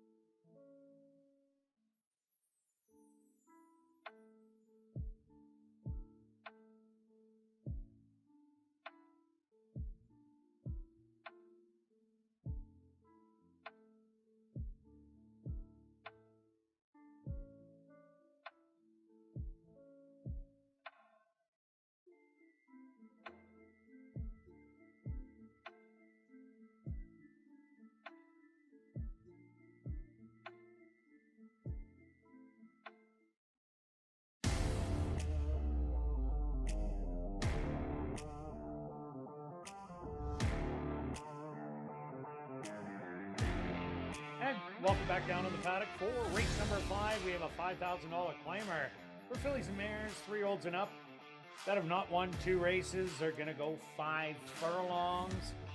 Stretch, my cowboy, battled it out with Dictator, and they just ran around the track together. They did. Very good pick on your part. That was a good learning experience there to understand when there's a scratch. Remember, I missed the scratch early and handicapped without the speed.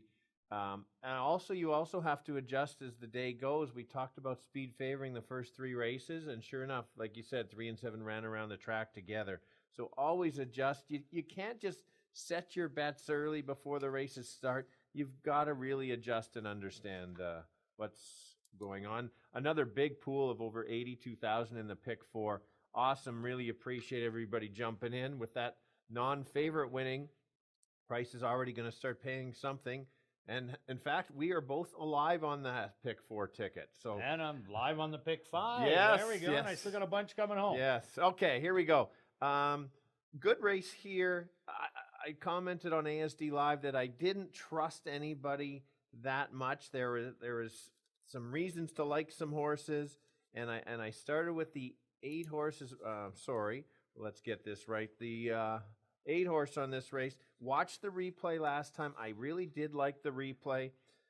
The horse, this is the best part. The comment does not tell you the whole picture or the story in this one, is because the horse did not get out great. They kind of threw his head a bit. Jockey didn't know what to do. Circled the field at the end, was flying late on a big long shot, beat a 3-5 shot in that race. And so he's got to sit closer because they are going shorter. The bad part is it's speed favoring. So this horse has shown speed last year. It's going to have to be right close. If he's left at the back, he can't get up. But I'm going to still have 8 as my top selection. Yeah, I don't know if it's quite speed favoring, but speed has done well in the early races. And a lot of them did figure if they ran that type of a race. I like Rathmeister, the 3 horse, currently at 8-1.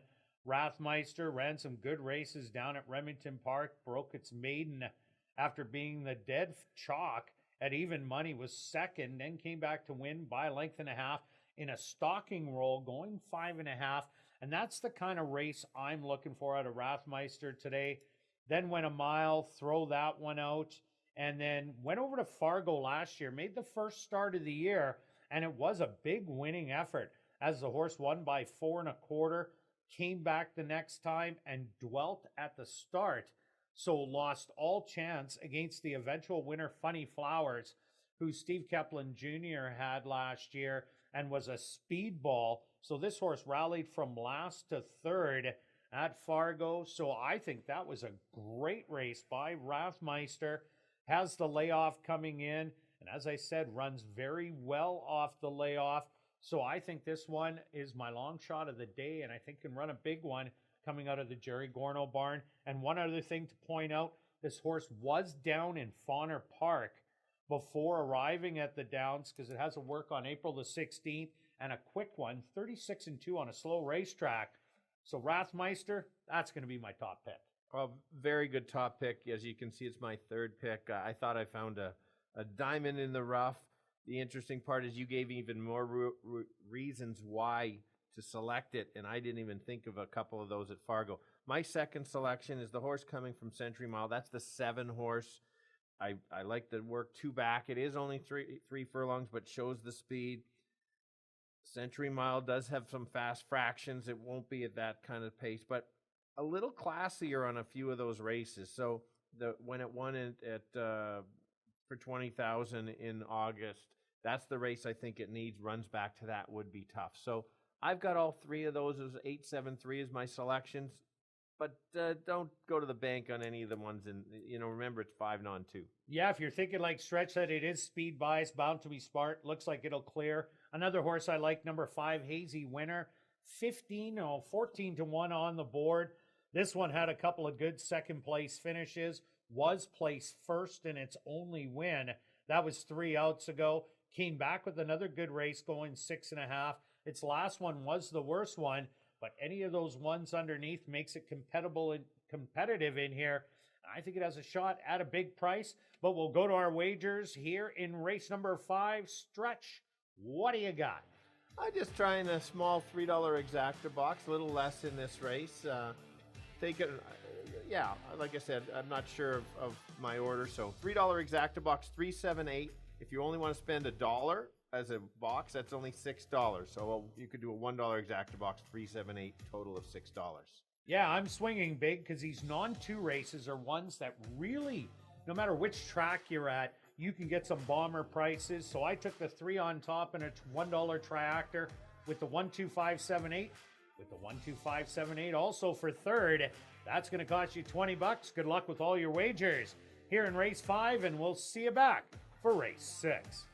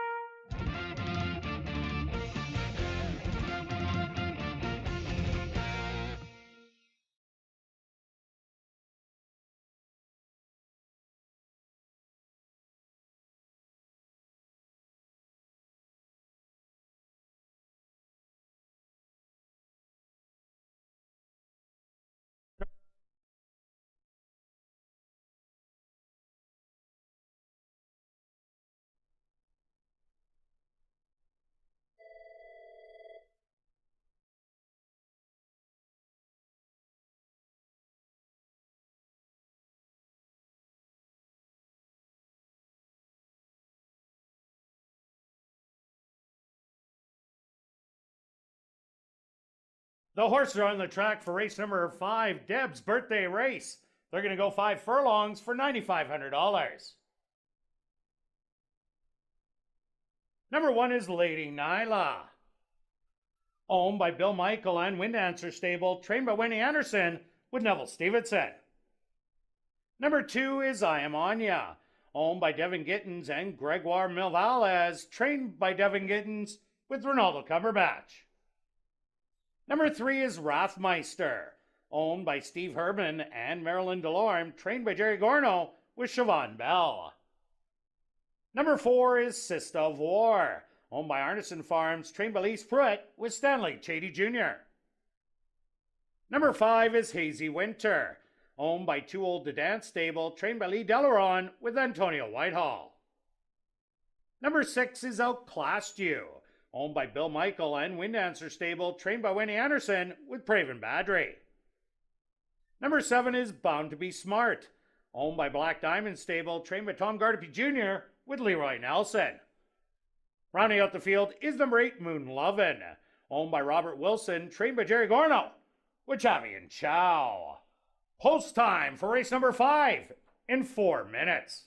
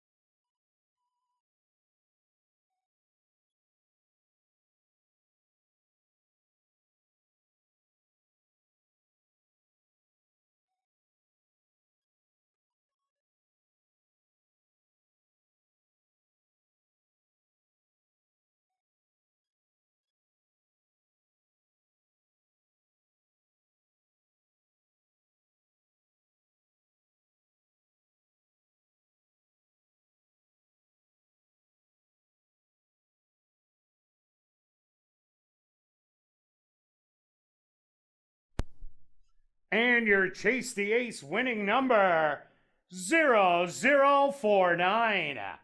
If you have winning ticket 0049 in the Ultimate Chase the Ace, please head to guest services on the main floor south end.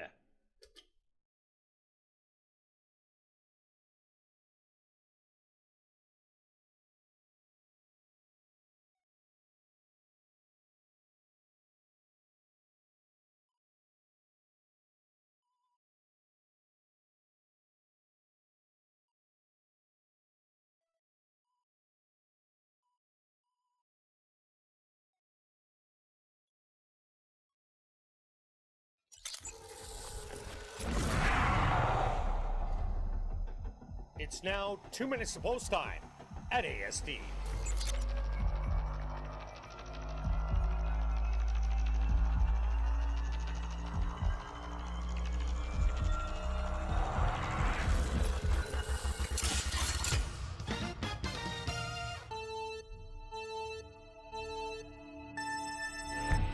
All right, fillies and mares going 5 furlongs, non-winners of 2 lifetime. Always be careful in this condition. My top selection's going off at 7-1. That's the 8 horse. Horse is coming from Fauner Park from Nebraska. Troubled trip last time out. Does close late. I need this horse to the filly to sit a little bit closer and maybe swoop the 7. 7 is your favorite, deservingly so, but has a layoff coming from a new track. And don't forget my third choice, the 3, Kirt's top play of the day. Kirt.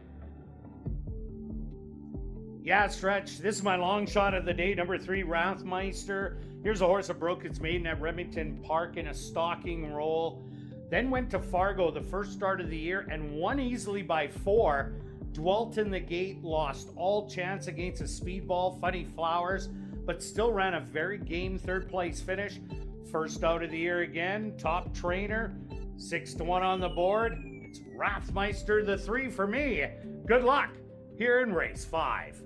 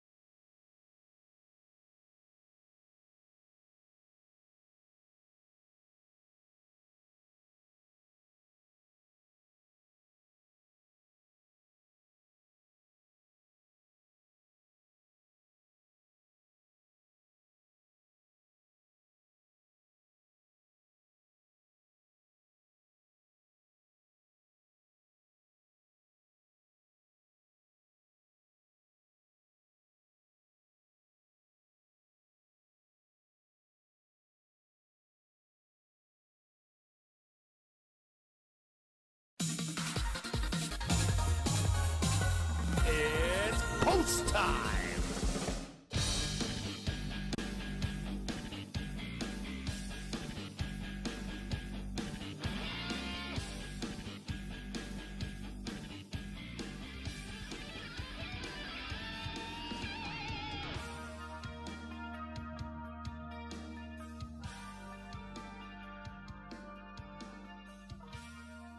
Lady Nyla finds her position in the starting gate.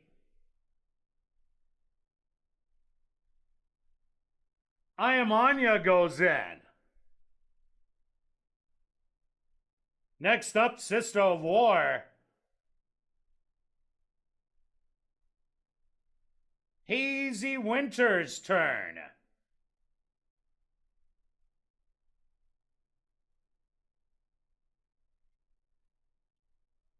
Outclassed You steps in.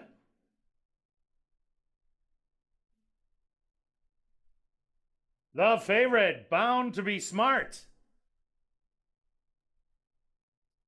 6-5 choice is now in. 2 left to load. Moon Lovin' on the outside.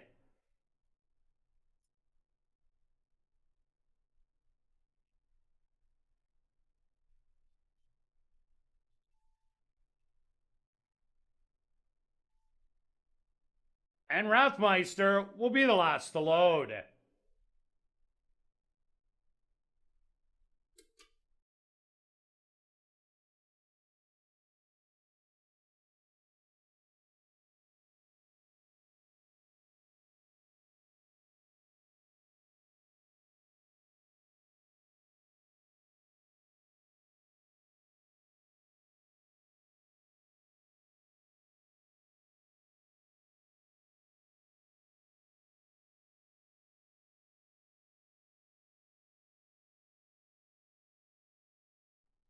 Rathmeister set to go in.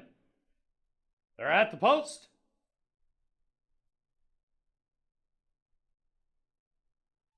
Rathmeister fractious in the starting gate.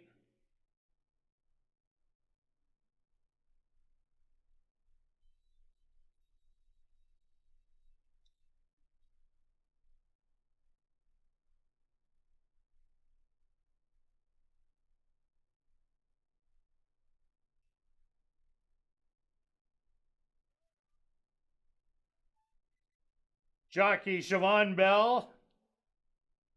You see him on the side. Now Lady Nyla. Fractious in the gate.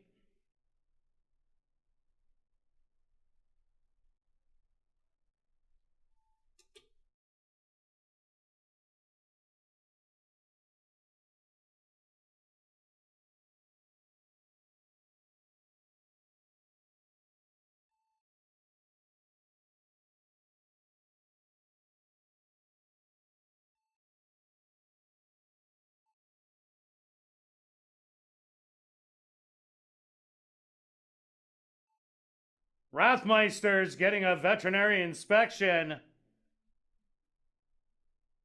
Deemed okay, Siobhan Bell is now aboard Rathmeister.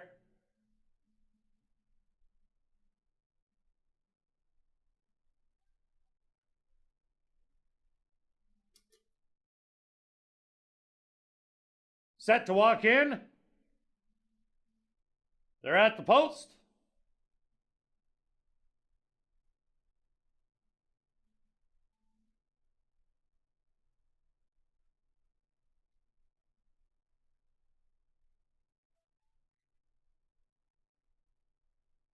Rathmeister backed away late.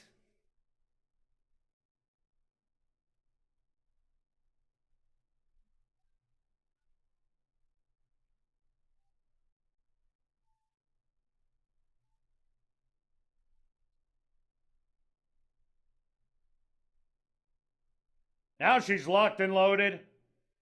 They're at the post once again.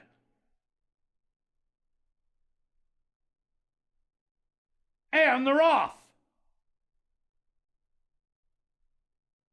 From the middle of the track, that's Sister of War. Showing some good speed with Outclassed You on the outside. Now taking over. Settle back third is Lady Nyla with I Am Anya. Back in fifth, Bound to Be Smart. 3 more back to Rathmeister. Another 2 to Moon Love in the late charge. And your early trailer, it's going to be Hazy Winter. The opening quarter, 23-1, and outclassed you, looking good, with the lead by a length and a half as they're hitting the head of the lane. Sister of War, though, is battling back on the inside and now pokes her nose in front. Back to second, outclassed you. A late rally coming from I Am Anya, but at the 16th pole, it's Sister of War, who's gonna draw away by 3. Second best, outclass you. Third is gonna go to I Am Anya, close for fourth between Lady Nyla and Hazy Winter.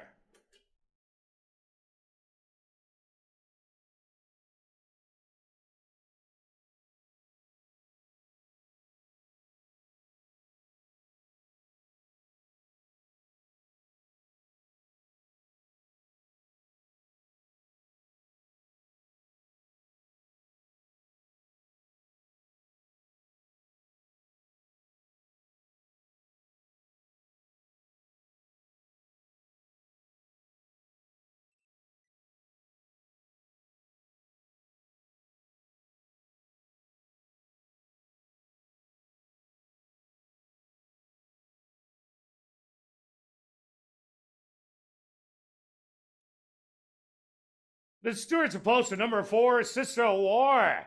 As your race winner, second goes to number 6, Outclassed You. Third to number 2, I Am Anya. And fourth to number 1, Lady Nyla. They went the opening quarter 23-1. The half 47 seconds. Time for the 5 furlongs, 1 minute and 1/5.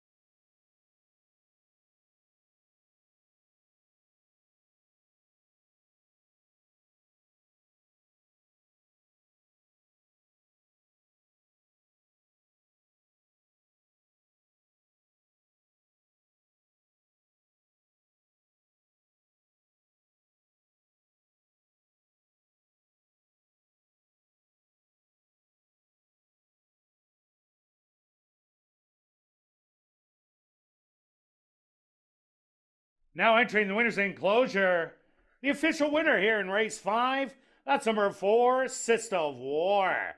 Sister of War is a bay mare, 5 years old, by declaration of war. Out of the mare, Sister Stroll by Stroll. Owned by Arneson Farms, trained by Lise Pruitt, and ridden to victory by Stanley Chady Jr. Here in Deb's birthday race. Congratulations goes out to jockey Stanley Chady Jr., who gets the riding double. 2 wins for jockey Stanley Chady Jr.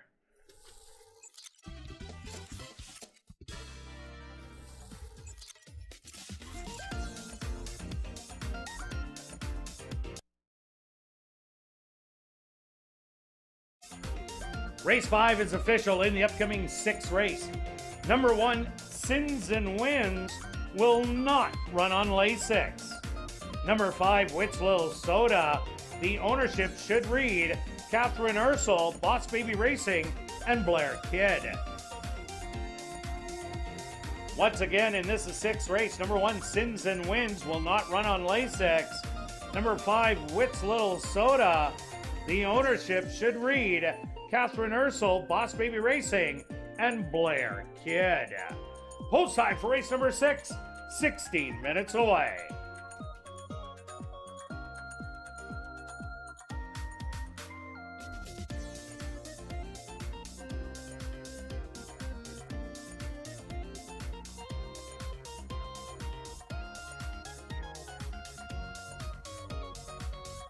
And join us tomorrow night for racing and ASD birthday celebrations. There will be a special history display by track historian Bob Gates, concession specials, draws for wagering vouchers, plus a draw for a Winnipeg Blue Bomber merchandise package. Racing starts tomorrow at 7:30.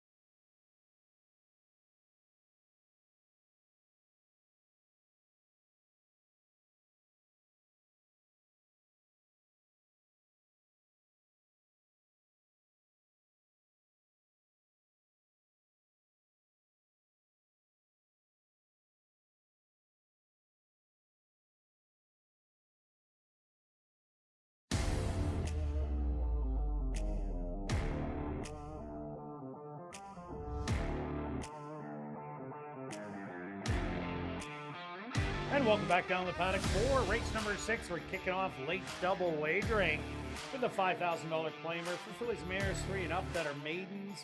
Again, going the 5 furlongs. Stretch. Looking back at race 5, Sister Warren outclassed you. A good battle around the racetrack for 1-2. Yeah, again, had to be on or near the lead there.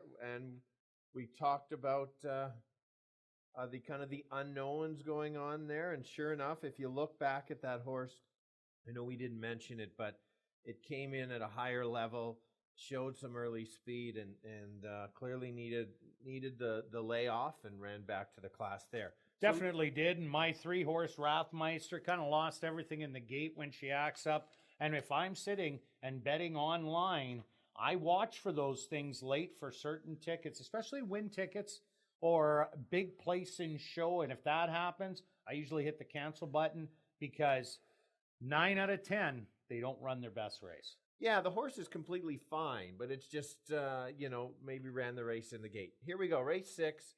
My top selection happens to be the favorite. The favorites of 1 win today?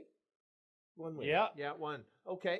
So, and they've been cold lately, but here we go. Jumping on board on a horse that's been running already at Turf Paradise. That's been a good call. The horse is 3-year-old running older, but what I did add in ASD Live, already been running against older horses, showing speed, cutting back. There's brief speed throughout. Some of them have shown some speed. The 9 shows a bit of speed, but not the kind of fractions that the 6 can show.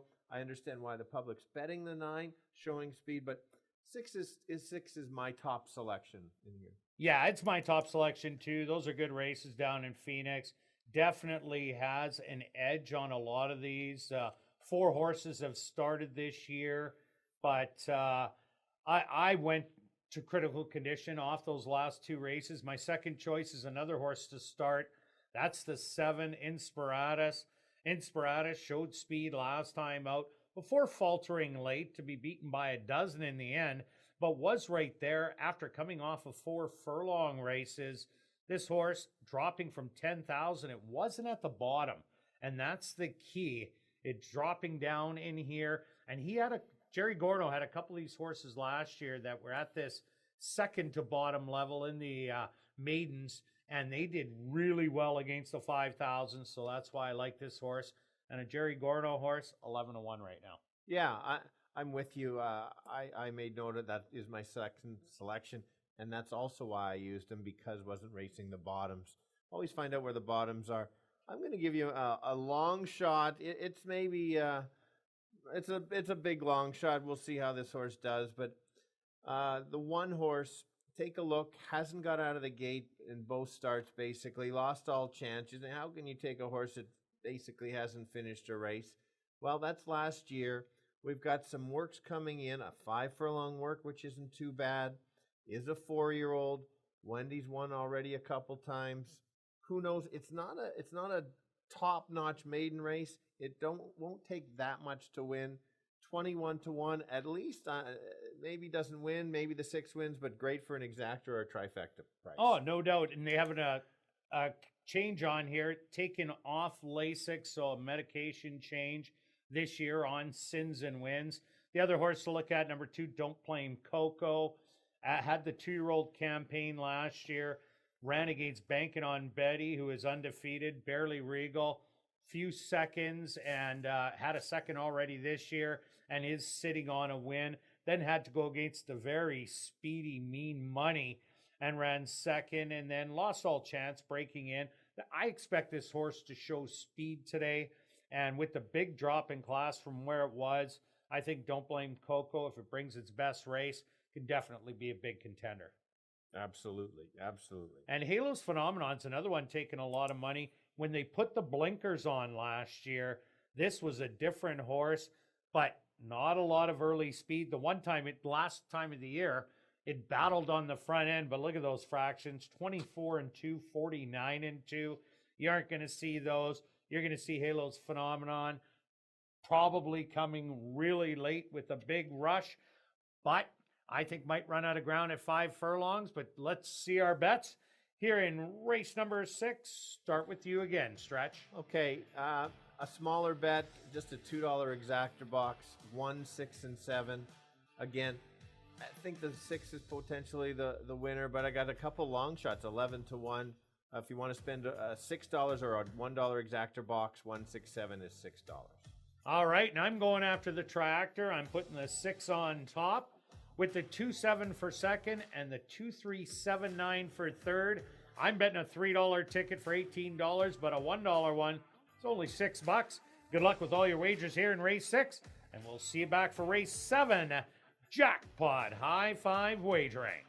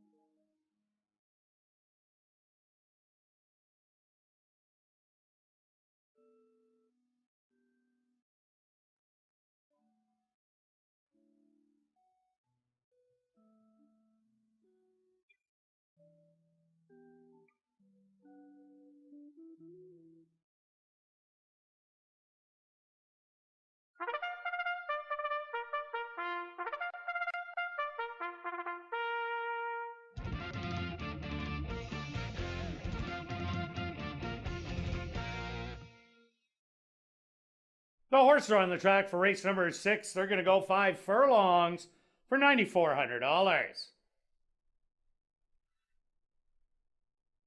Number 1 is Sins and Wins, owned by Bill Michael and Wind Answer Stable, trained by Wendy Anderson with Praven Badri. Number 2 is Don't Blame Coco, owned by A2 Thoroughbreds, trained by Michael Nault with Ronaldo Cumberbatch. Number 3 is Halo's Phenomenon, owned by RTM Racing, trained by Ryan DeJarlis with Antonio Whitehall. Number 4 is Wits Magic, owned by Henry Witt Jr., trained by Jerry Gorno with Siobhan Bell. Number 5 is Wits Little Soda, owned by Catherine Ursel, Boss Baby Racing, and Blair Kidd, trained by Blair Kidd with Arthur Badu.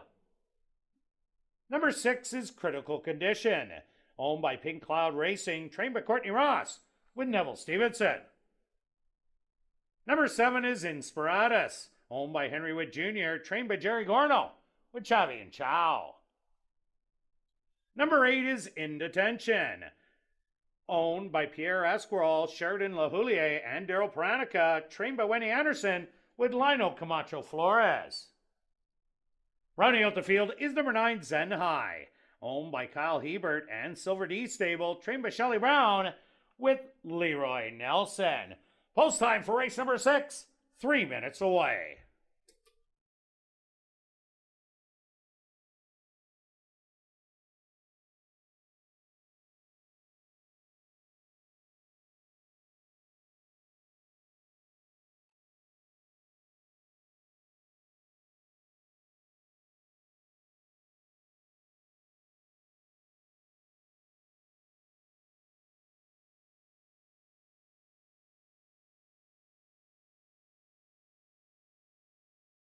And ladies and gentlemen, our Chase the Ace winner went up to the board, and Charles G selected the Queen of Spades.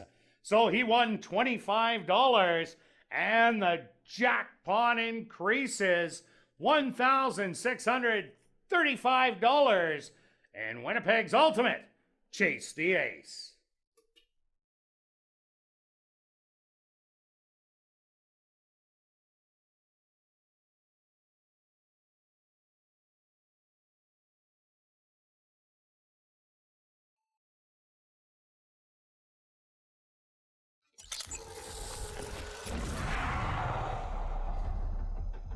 It's now 2 minutes to post time at ASD.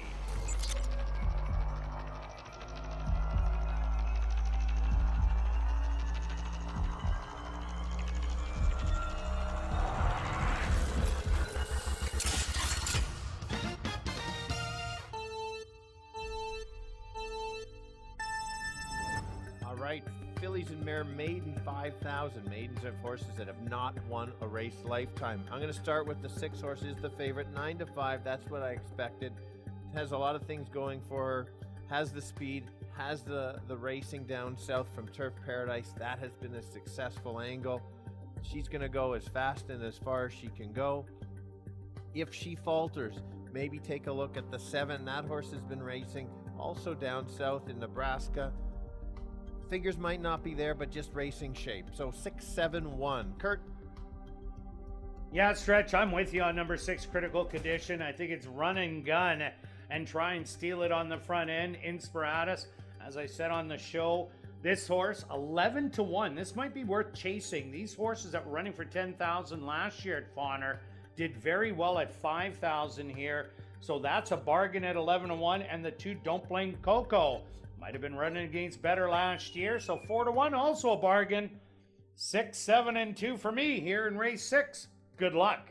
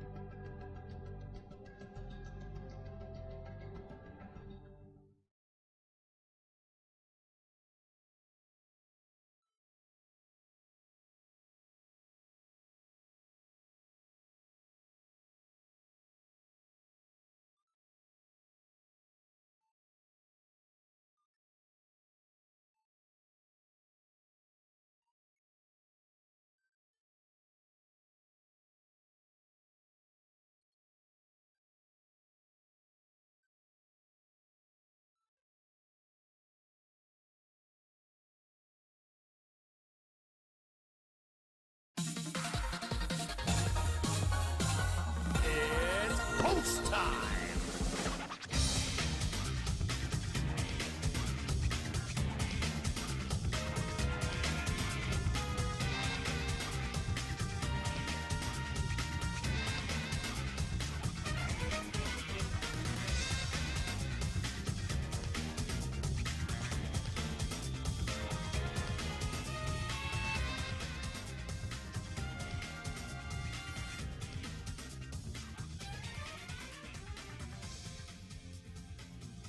Sins and wins, the first one into the starting gate.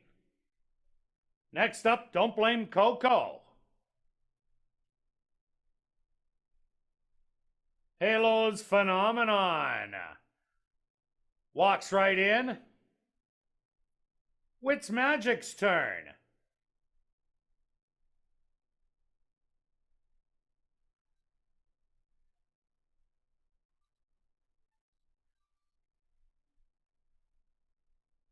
Next up, Witt's Little Soda.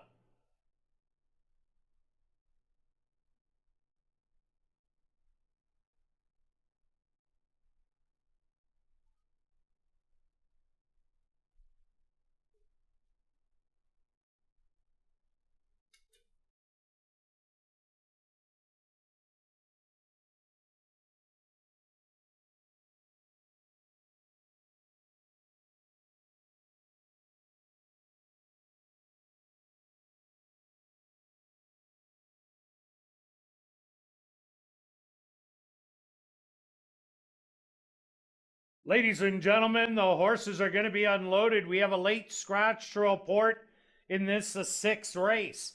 Scratch number 8 in detention. That is a late scratch here in race number 6. Scratch number 8 in detention. If you wagered on number 8 in detention, there will be a complete refund. If you use number 8 in detention in your pick 5s, pick 4s, and late pick 3, the favorite at post time will be substituted. A late scratch here in the 6th race. Scratch the 8 in detention.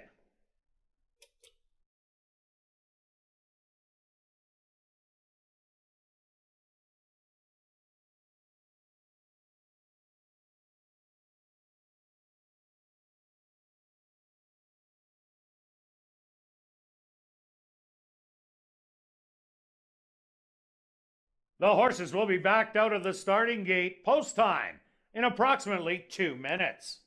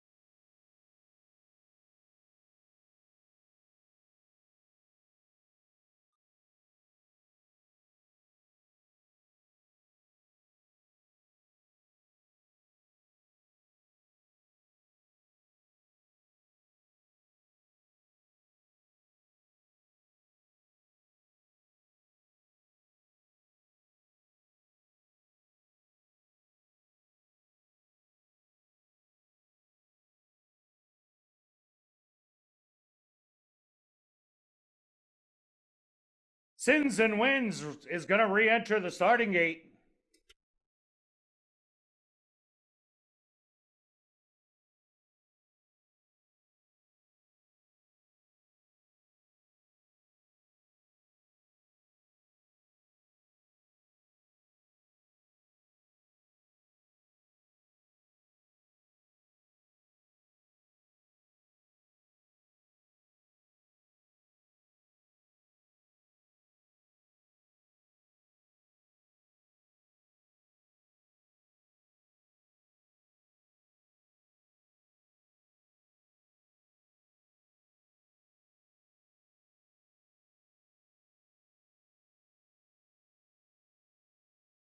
Witt's Little Soda, the next to go in.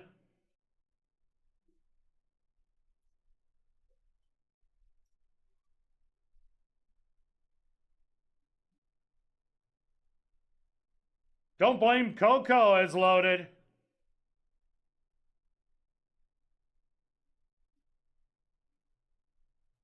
Witt's Magic's turn.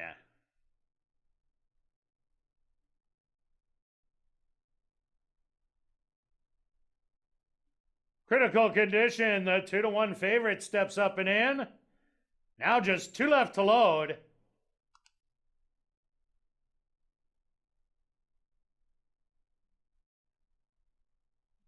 Inspiratus.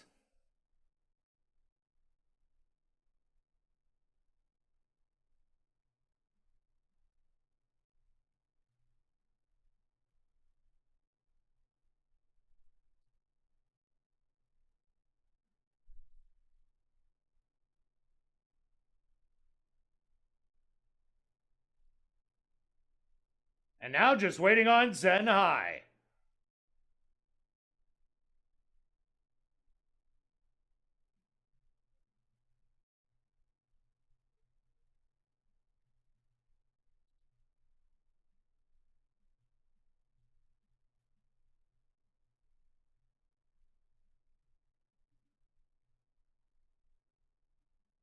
They're all in. They're at the post.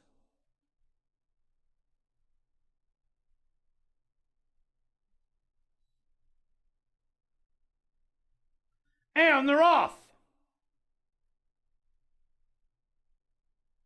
From the middle of the track, that's Witt's Little Soda showing speed, but Zenhai is the quickest on the outside and takes over. Inspiratus on the outside in second, Critical Condition. Getting a rail hugging trip in third. A gap of 5 lengths back. Witt's Little Soda, another 2 to Witt's Magic, and Don't Blame Coco. And then it's about 5 more to your trailer, which is Sins and Wins and Halo's Phenomenon. 23-1 the opening quarter, and Zenhai has the lead as they hit the head of the lane. On the outside, Inspiratus, the rail opens up for Critical Condition. It's 3 across the track. It's Zenhai with the lead. Inspiratus on the outside. These 2 inside the 16th pole. And getting the lead, Inspiratus is gonna take it. Zenhai second best. Third is gonna go to Critical Condition, and fourth to Witt's Little Soda.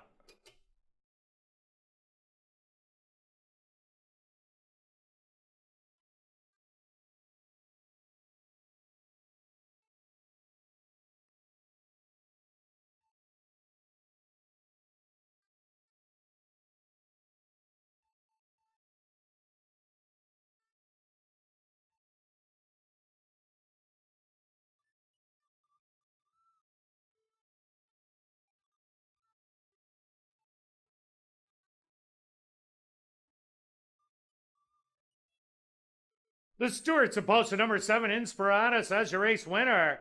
Second goes to number 9, Zenhai. Third to number 6, Critical Condition. And fourth to number 5, Witt's Little Soda. They went the opening quarter 23-1. The half 47-1. Time for the 5 furlongs, 101.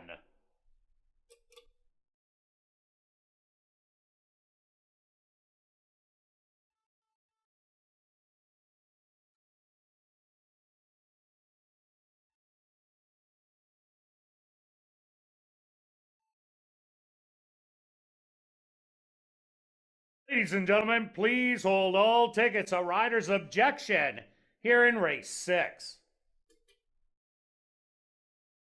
Objection!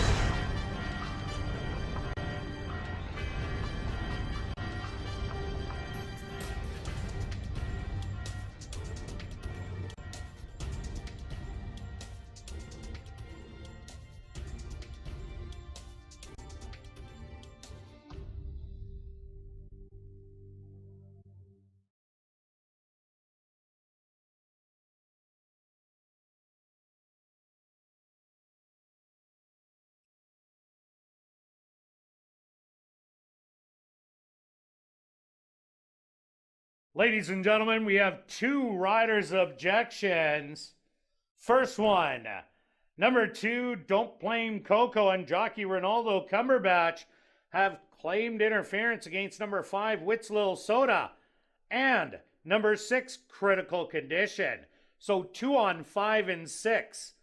Also, a rider's objection, Arthur Badu aboard number 5, Witt's Little Soda, has claimed foul against number 6, Critical Condition, and jockey Neville Stevenson. 2 riders' objections, 2 on 5 and 6, and 5 on 6.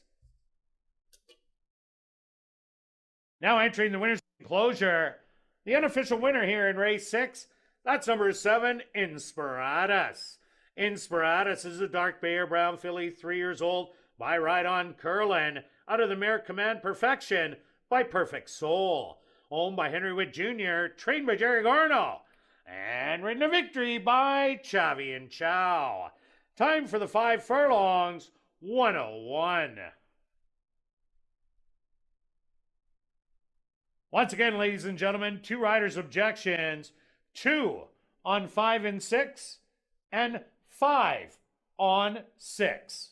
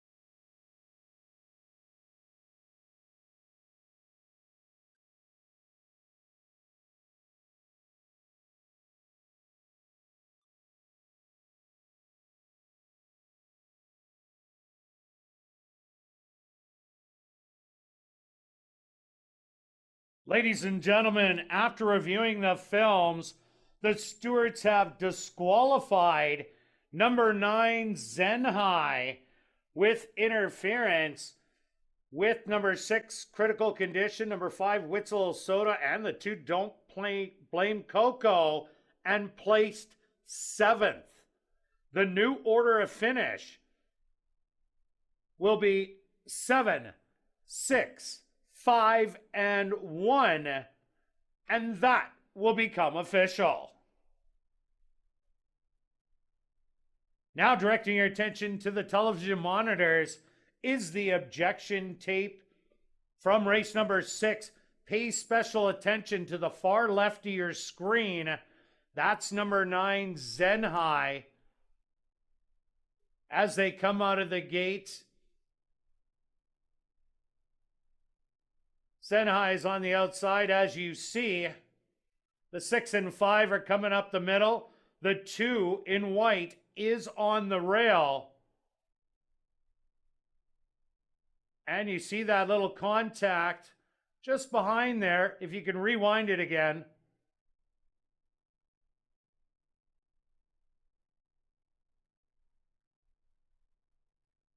They come out of the gate.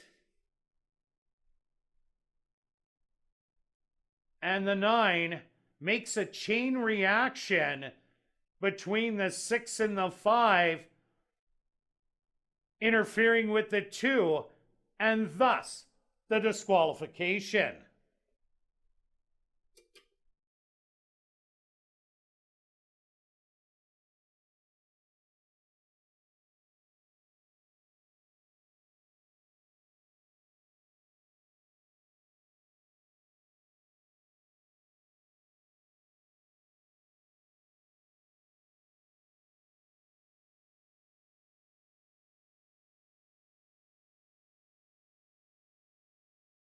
In the upcoming 7th race, Jackpot I-5 wagering, the carryover just over $10,400, and there are no changes.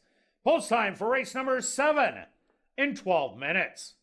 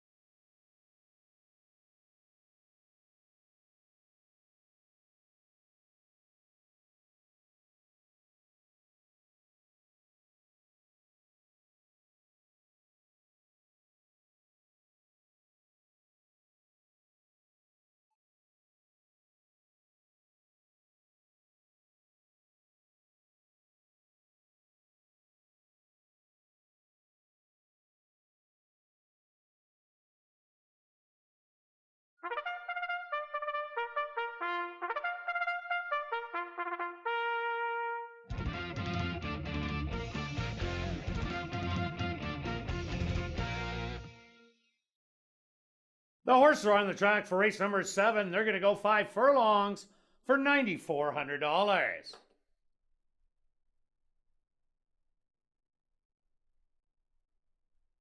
Number 1 is Cabo Dorado, owned by Drop-In Racing and James Keplin, trained by Steve Keplin Jr.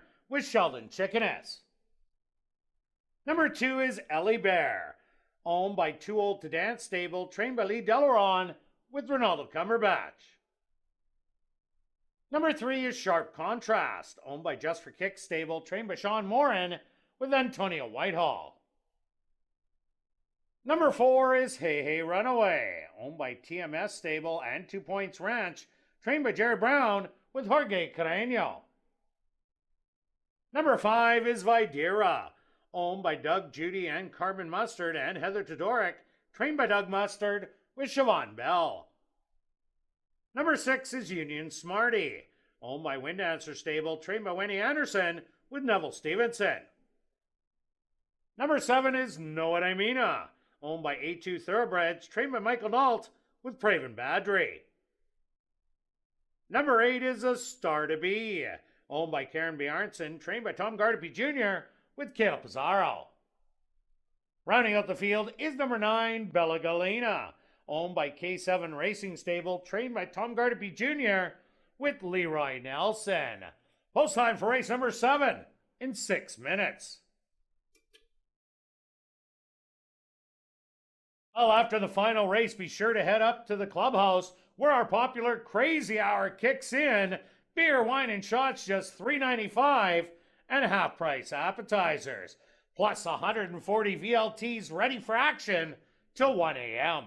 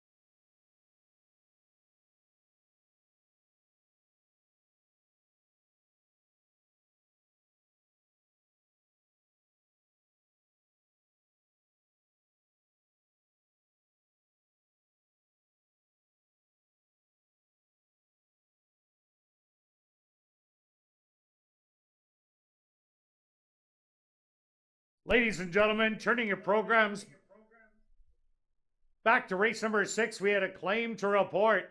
Claim for $5,000 was number 6, Critical Condition, claimed by Staff Max Stable trainer Curtis Maxwell.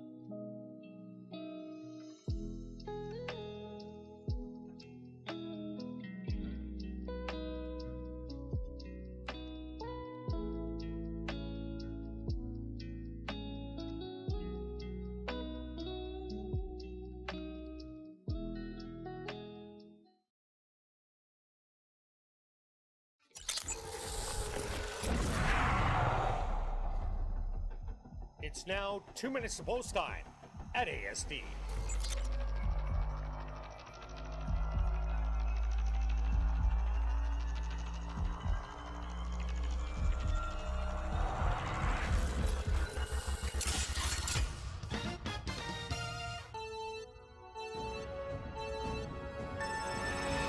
All right, closing out the night for a final race, fillies and mares going 5 furlongs. Non-winners of the year, but it's early in the meet.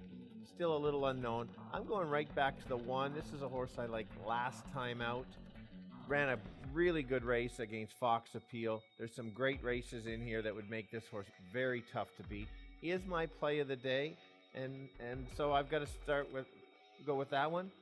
8 and 4 the second one, but for me, it's all about the 1. Kirt? Yeah, I also like number 1, Cabo Dorado in here, dropping in from the 5 non-4 to the non-winners of the year. But a Star to Be, the 8 horse, my second selection, is real close to Cabo Dorado. This is a horse that likes to win first time out. Tom Gardepy Jr. has had this horse when he did have success, or she had success here at the Downs, winning 4 out of her 8 races. She likes the racetrack, likes running fresh. I like 1 and 8. Good luck here in race 7.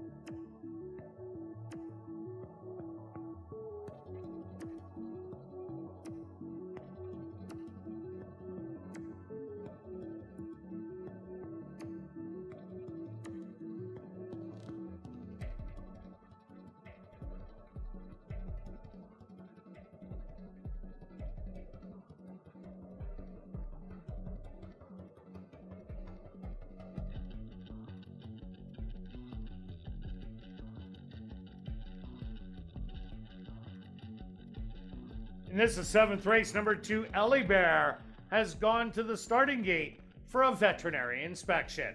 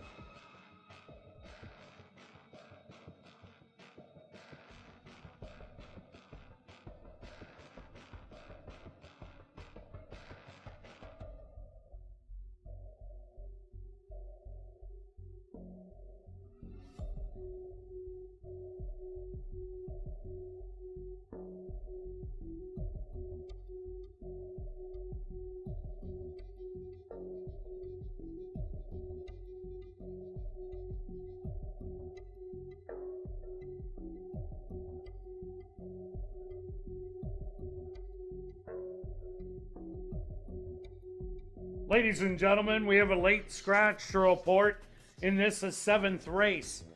Scratch number 2, Ellie Bear. Once again, a late scratch to report in this 7th race. Scratch number 2, Ellie Bear.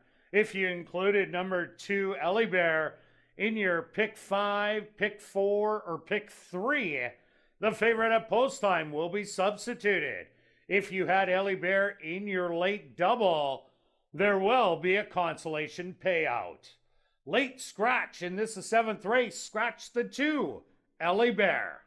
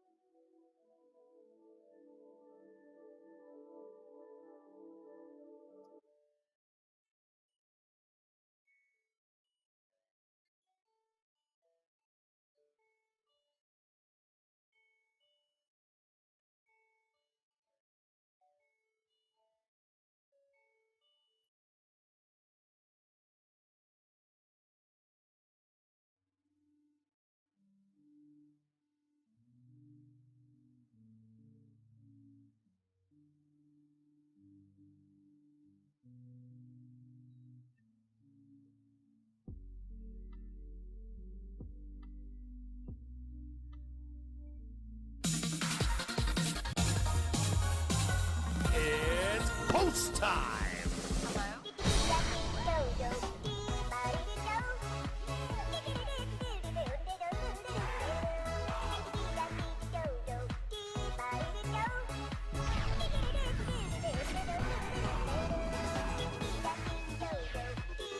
Cabo Dorado leads the field in for the nightcap, the even money favorite.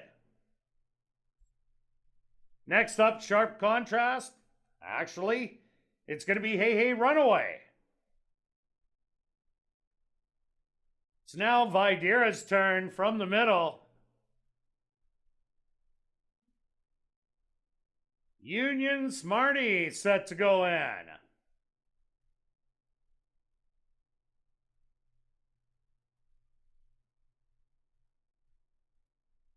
Know what I mean? Finds her spot.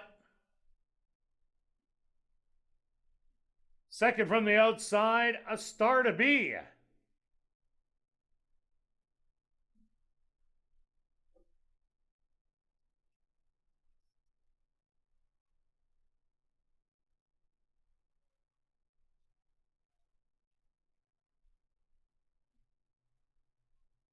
Caleb Azzaro hops off A Star to Be. It will be loaded without the rider. Once A Star to Be gets in, she'll climb back aboard.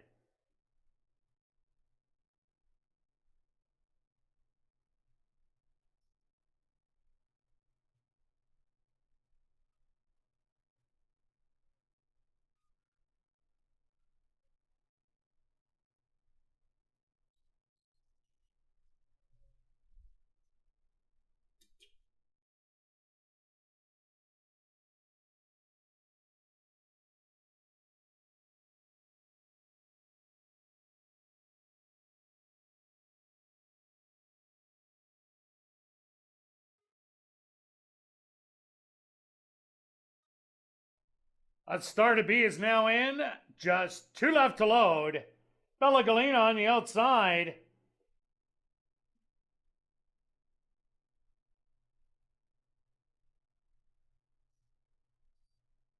Caleb Pizarro back in the saddle on A Star to Be. And now just waiting on Sharp Contrast. They're all set. They're at the post. And they're off. Breaking a little slow was Hey Hey Runaway. Know what I mean? Showing good early speed on the outside. On the rail, Cabo Dorado with sharp contrast in between, making it a trio. 3 more lengths back to Union Smarty. 2 more behind. That's going to be Videra and A Star to Be. And your 2 early trailers are going to be Bella Galena and Hey Hey Runaway after the poor beginning. Know what I mean?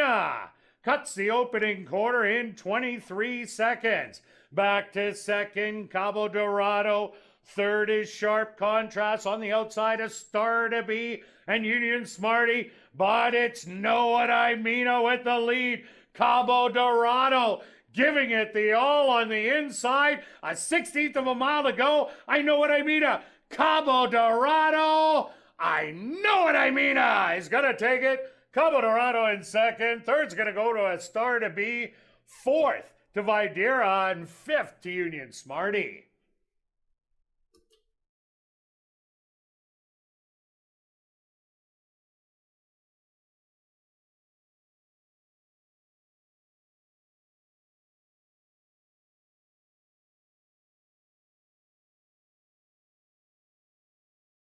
Stewards have requested a photograph to determine the winning horse.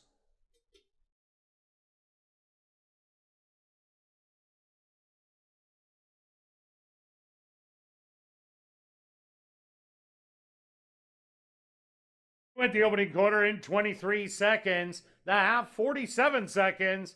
Time for the 5 furlongs, 59-4.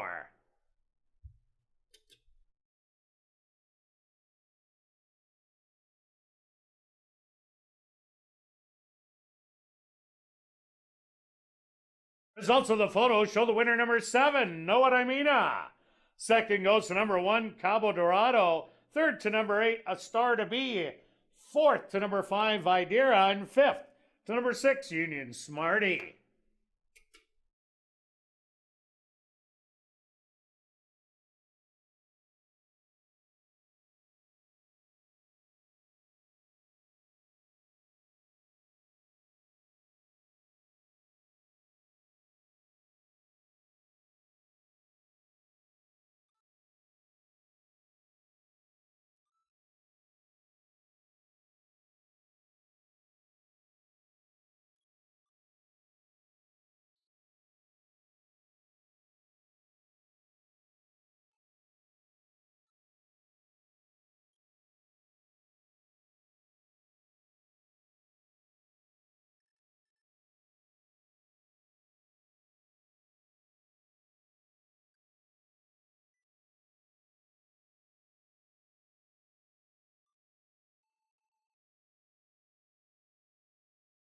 Now entering the winner's enclosure, the official winner here in race number 7. That's number 7, Know What I Mean. Know What I Mean is a bay mare, 6 years old, by special rate. Out of the mare Stone Cold Crazy by Mass Media. Owned by A2 Thoroughbreds, trained by Michael Nault. And ridden to victory by Praven Badri. Time for the 5 furlongs, 59-4. Congratulations goes out to trainer Michael Nault, who scores the training double. 2 wins for trainer Michael Nault. Now that race 7 is official, head up to the clubhouse to enjoy Crazy Hour. Beer, wine, and shots for just $3.95 and half-price appetizers. Racing resumes tomorrow night at 7:30. See you then. But now let's head to the clubhouse for Crazy Hour.